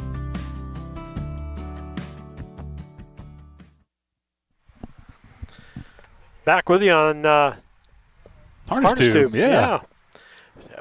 Race 10 of 11. David, the evening has gone quickly. It has been a beautiful evening. and people enjoying the racing here. We've had good racing tonight, but we're going to have a couple of weeks off for ourselves, but plenty of racing coming on board. We want you to know that. We want to thank all of our sponsors out there. We've had them out there. We want to thank Stacy DeRoos. He's up on the screen now. Stacy has taken ownership of the car camera. Done amazing. And done amazing. He knows how to change the batteries on some of the stuff now, and that view, we couldn't do it without the cooperation of the Start Car. No, they're doing a great job. You can't thank them enough. Stacy and Aaron, and talking about his dad, or Stacy's dad. Every time Jack we come to just good memories, good this family. part of Illinois and go racing, we often think back about the late Sam Hodgett. He won a lot of races in Illinois, a lot of races on the fair circuit, Quad City Downs, so forth. Heck of a horseman. We mention that because his daughter, Christine, is here tonight. She has joined us in the grandstands, brought along her therapy dog, Dottie. She and Dottie go to nursing homes, schools, public events, libraries, but it's the first time that Dottie has ever been to the harness races. So there's Christine and there's Dottie, top row. So to Christine and Dottie, welcome to the Knox County Fair. That's fantastic. Hello, Dottie. Getting the pose up. Great to have you with us. Right now, race number 10, starters are out. There's a picture. Lisa got the picture of, she's got a couple of pictures of Dottie.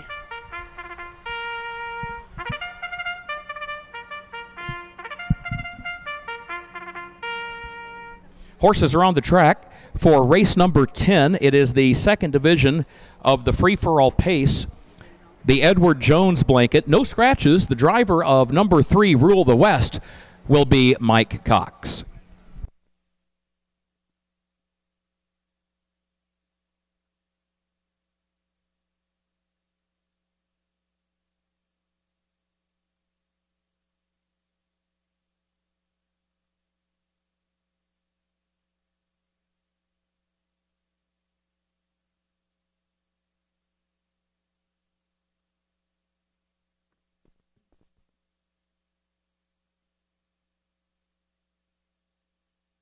So we get ready for the horsemen out there. I mean, kudos out there to my wife. She's in some of the worst spots you can be. Our presiding judge, Tim Searle, was just talking. I turned him down just a second so we could talk about her. She does relentless work, David. She has the hardest job she does, of anybody. Hands down. We even get air conditioning sometimes. That's which is. But we're out under the tent. She gets her rewards a little. She can get dog pets tonight, so that's a bonus to the job description. And a lot of times fans come up and talk to her. We don't get to talk to many of the fans. She told me she has a check for me tonight from somebody, so I think she enjoys getting to talk to the fans and meet the folks and kind of be involved in that way, but she has a hard job, no doubt. Absolutely. In nearby Galesburg. Number 1, Captain Warrior, is owned by Jennifer Rogers of Springfield. Eligio Boccia of Chicago Heights, trained and driven by Mike Rogers. 2, Park Official, owned by Adam Brooks of Cambridge, trained by Dave Brooks. The driver is Wyatt Avenetti. Number 3, Rule the West, owned and trained by Dave Brooks. Contrary to the program, the driver, Mike Cox. Number 4, Mini Vinny, a winner here last year in 158-1, owned by Jeff Carey of Columbus Junction, Iowa, trained by Curtis Carey, and the driver is Connor Prather. 55 career wins for Mini Vinny and career earnings of $290,000. That horse has enjoyed a remarkable career and continues to do so as they head toward the starting gate.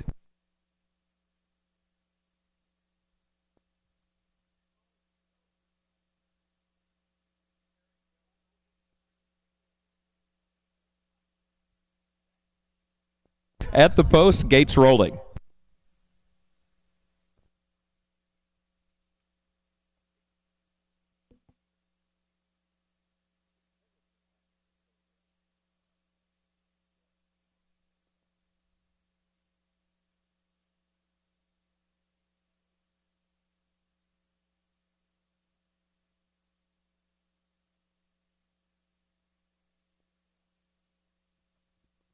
Here they come.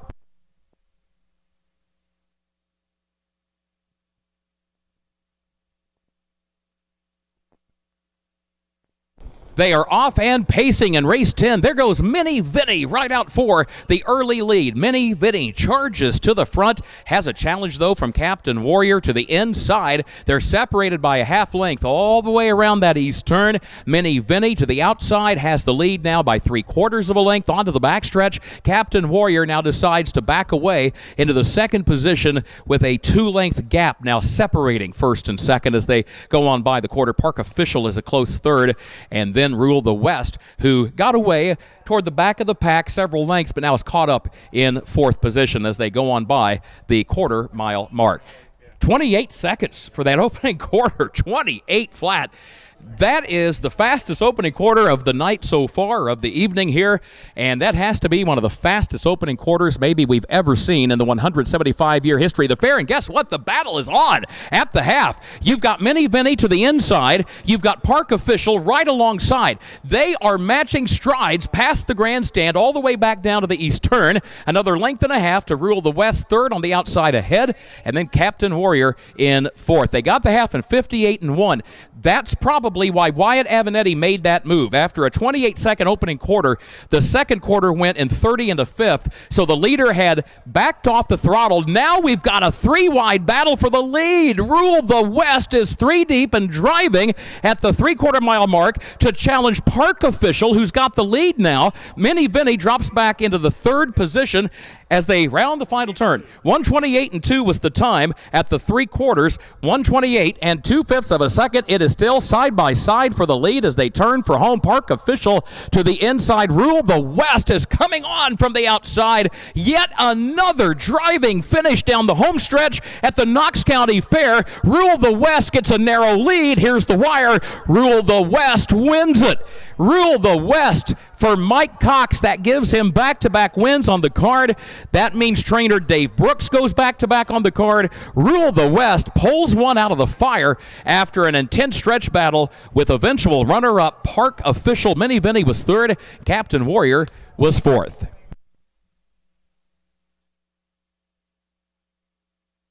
Time for the mile, 1:58.2. Time for the mile, the fastest so far on the evening, 1 minute, 58 and 2/5 seconds. Not a track record, but a very respectable fast mile nonetheless. Race 11 is coming up. Horsemen, you may come to the track for the 11th and final race. No scratches. Just a reminder that Jordan Patton drives the one Lose Raptor. We'll meet the winner of race 10 and present that Edward Jones blanket in just a moment.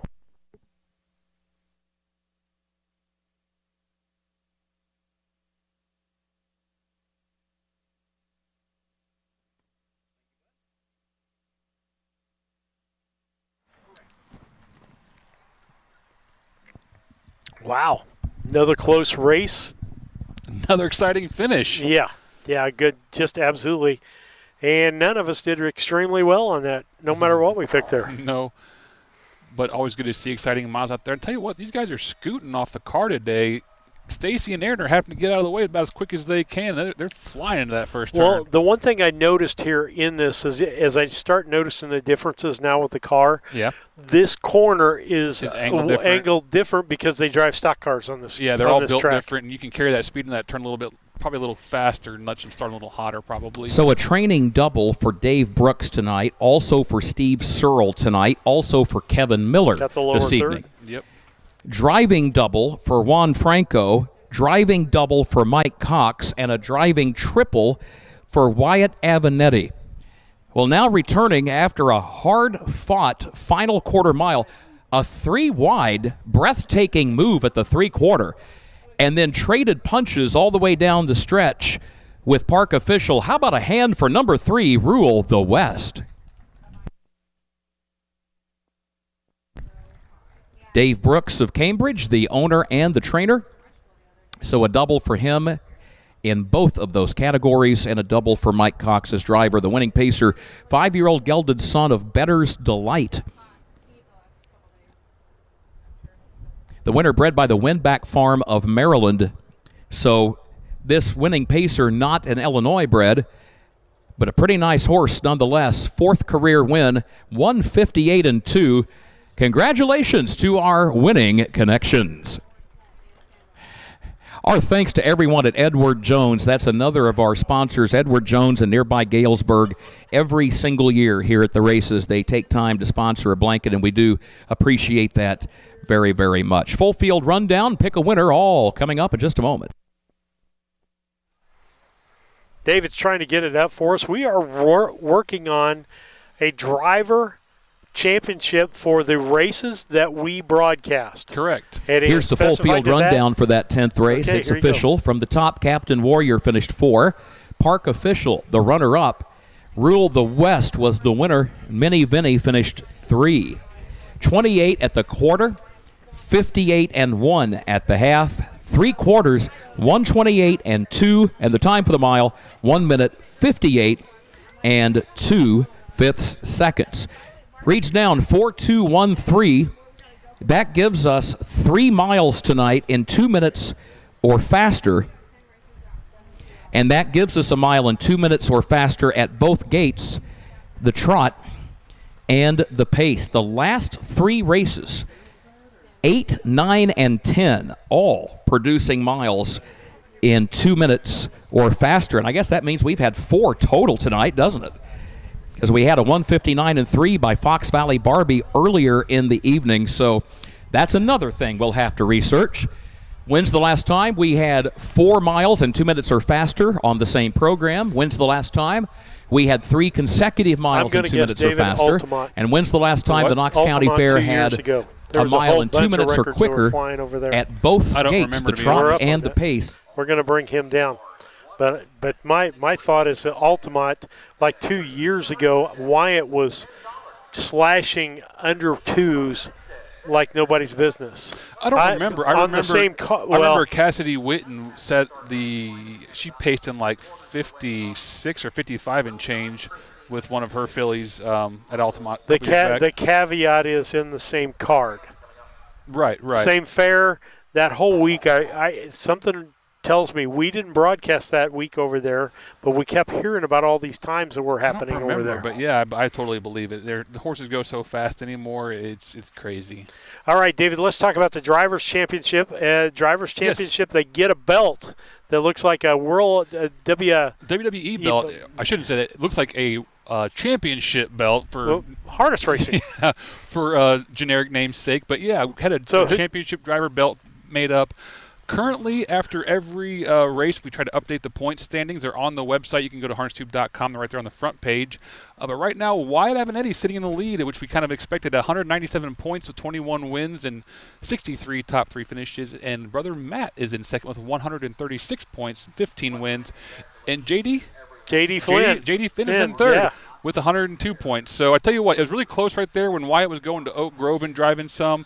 And Matt was picking up some of his drives. It got within about 20 points there for a while, but after Springfield, Wyatt jumped back out again and is a nice lead, about halfway through the season. Well, it'll be fun when we get going on the county fair circuit, what I call hot and heavy for 3 weeks straight. Charleston, Altamont, Mount Sterling, we'll definitely see a lot of separation there, won't we? Yeah, we'll see separation, or we'll see somebody rise to the top. A lot of opportunities to make up points, though, for sure. Yeah, like we don't see J.D. Finn here tonight, but Wyatt's getting points tonight. J.D.'s not getting points. I don't think there's a track that Wyatt doesn't go to. If he's available If he's available. And he drives. That's what he does. He helps with the horses there at the home farm, but driving is his job. Yep. And he has a family, and he's got kids, and I tell you what, it's not easy to feed kids, and he travels all over the Midwest, starting every day if he can, to make sure he can, race for money. Got a couple of kids. Got another. They're on the way. I don't remember the date. I'd have to look at the Facebook, but yeah. Another boy, I think. Yeah, the Avenatti family is just growing. They've got to feed mouths over there. And I used to tell him when the wife was pregnant there that shoes for the baby. Need a new pair of shoes. Baby needs a pair of shoes. Baby needs some milk. Now Matt and Kelly Jo are the ones that need a new pair of shoes for little Ronnie Jean. But yeah, the Avenatti family is growing, which is always a good thing in the horse industry to have those generations extend out and hopefully more fans and more horsemen. I wondered if he would. Wyatt Avenatti, he's going to get another drive tonight. And so I'll get through our talk points here. Check out our website. All the driver leads and all those profiles, all that. It's a great page just to go through. Like or subscribe us. Subscribe on YouTube and ask for notifications. You'll know when we're on the air. Send us little notes. We like to do that. Everything that we get from our donors, from our sponsors, from our advertisers goes to equipment and travel expenses. Yes. And I'll give a big one. People say equipment. Well, you've been doing it for 4 years. Well, we've upgraded in that 4 years. And replaced and used up. Yeah, first year or two, we used my BC Hornet equipment and got started to see what we needed. Rent-free, basically. You guys gave me a heck of a deal on that, so I owe it. No, but that's not the point. The point is that if you like that car camera, I would like for you to send David a note whether you like the car camera or not. We just spent $1,300 to upgrade that so it wouldn't kick in and out. Signal, absolutely. It wasn't even a question. It's if there's an investment to be made in Harness Tube versus putting money in my pocket, we're going to always put that money back into the broadcast to make it better for you. We want to make it as good as we possibly can. Absolutely. And again, you can contact him by harnesstube@gmail.com, harnesstube.com for the website, Harness Tube. Look us up on Facebook, and then you can text us at 312-772-5122. We love hearing from you guys. The Sneeds watching home tonight. Really appreciate the great footage. Thank you. We love hearing those conversations. Jamie Henderson says congratulations to Mike and lots of kudos and appreciative of everybody that's been out there. Randy Callahan, I wonder how you've been doing out there tonight. Late driver change on the 5 TVS Cosmac. Joreen Evans. Jorene is the first name.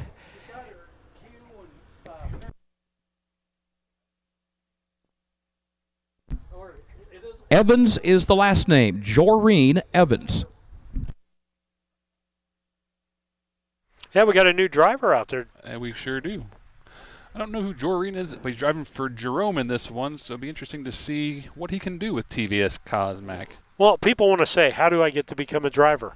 Usually it's go work in a barn. Yep. That means scoop and poop. That means feeding horses, grooming horses, watering Number 5, horses, showering TVS horses. Cosmac, Joreen Evans, a native of Mississippi and getting ready to make her first career drive, folks. I missed that one. How about that? So you've got Jordan Patton on the 1, Wyatt Avenatti on the 4, Jorene, Jorene, last name Evans, out of Mississippi, first career drive. Jorene would be 35 years of age, comes to us out of Mississippi, and she is ready to go. Number 1, Luz Raptor, the Flacco family farms. The owner, Jill Brown, trains. Jordan Patton drives. 2, Argos Envy, owned by Dark Iron Racing, trained by Tom Simmons, driven by Mike Rogers. 3, Nimble Trimble, owner, trainer, driver, Orville Bronkhorst. 4, Noble Prize, owned and trained by Doug Graham and the driver, Wyatt Avenatti. And 5, TVS Cosmac, owned by Jerome Daniels and David Williams, trained by Jerome. The driver is Jorene Evans. And TVS Cosmac will be about 8 lengths off the gator, so they are off and trotting in our finale. And our blanket sponsor, our thanks to Dr. Val Flacco, Nestle Road. Off and trotting we go around the first turn. Nimble Trimble will have the early lead by a length as Luz Raptor will travel in the second position here early on. Noble Prize is away, racing in third. Argos Envy is fourth for the move up the backstretch, and TVS Cosmac is last of the 5 as they go on by the quarter-mile mark. Nimble Trimble is on top by a length and a half. Nimble Trimble, Orville Bronkhorst and the bike showing the way around that west turn of the racetrack as they work their way toward the 3/8 mile mark. Opening quarter went in 30 3/5 seconds. 30 3/5. Nimble Trimble leads. Luz Raptor is traveling along in the second position by 2 lengths. And then further back will come Noble Prize. That's where we find Wyatt Avenatti in the race bike. Then a gap of about 4 more lengths back of that one to Argos Envy in fourth, and a gap of 4 more. TVS Cosmac has caught the field for Jorene and is right back into contention now. Was a little slow to get started, but now is caught everybody else. Still some 8 lengths or so front to back. 101-4, the time for the first half mile, 101-4. On to the backstretch they go for the final time this evening, as always here at the Knox County Fair, racing in the shadow of I-74. Up the backstretch, here comes Lose Raptor. Lose Raptor is coming on from the outside to take the lead at the 3/4 mile mark. Nimble Trimble now second, 2 lengths between them, a gap of a half dozen more lengths. Back to Noble Prize in third. Argo's Envy broke stride, by the way, and dropped out to last. TVS Cosmac moves up 1 position into 4th as they come off the final turn. 131-1 the time at the 3/4, 131-1. Lose Raptor has the lead by 4, by 5, by 6. It's going to be another win for the Flacco Family Farms. What a way to wrap up harness racing at the Knox County Fair at the 175th edition. Lose Raptor wins the Dr. Val Flacco Nessel Road free-for-all trot and opened up and won it by a healthy margin, some 7 to 8 lengths. It was Noble Prize across the wire in second, Nimble Trimble third. TVS Cosmac came home 4th for Joreen Evans, and then it was Argo's Envy finishing in the 5th position. 201 and 2, fifths of a second, 201 and 2. 4th win of the night for the Flacco Family Farms as breeder. 4th win of the night for Lou's Legacy as sire. 3rd win of the evening for the Flacco Family Farms as the owner. Jill Brown trains, and Jordan Patton, he will get a driving double here this evening. We'll wrap it all up and meet the winner of race 11 in just a moment and play our final pick-a-winner draw.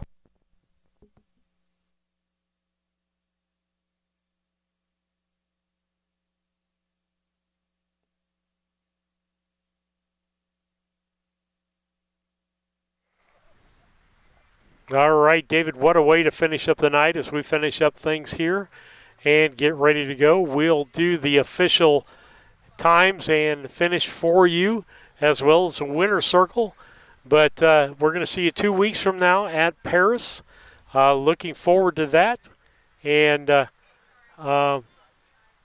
then we make the trip down to Carmi. We've never broadcast in Carmi. We have not. I spoke to Whitney Barbary. I think we all know the Barbary family from Carmi, and she said she's expecting us anyway, so it'd be exciting to go down there and see what happens in the Carmi Fair.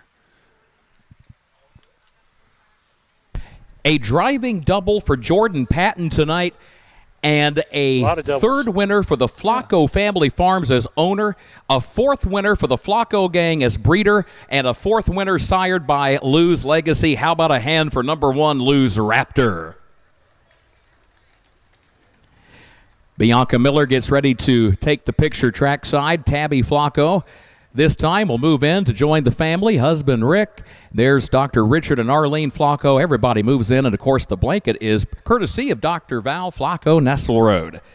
All in the family here in race 11, 201 and 2 the time. 41st career win. This trotter has won over $290,000. Lose Raptor, what a career it's been for this horse, and he just keeps on rolling, folks. Congratulations to our winning connections.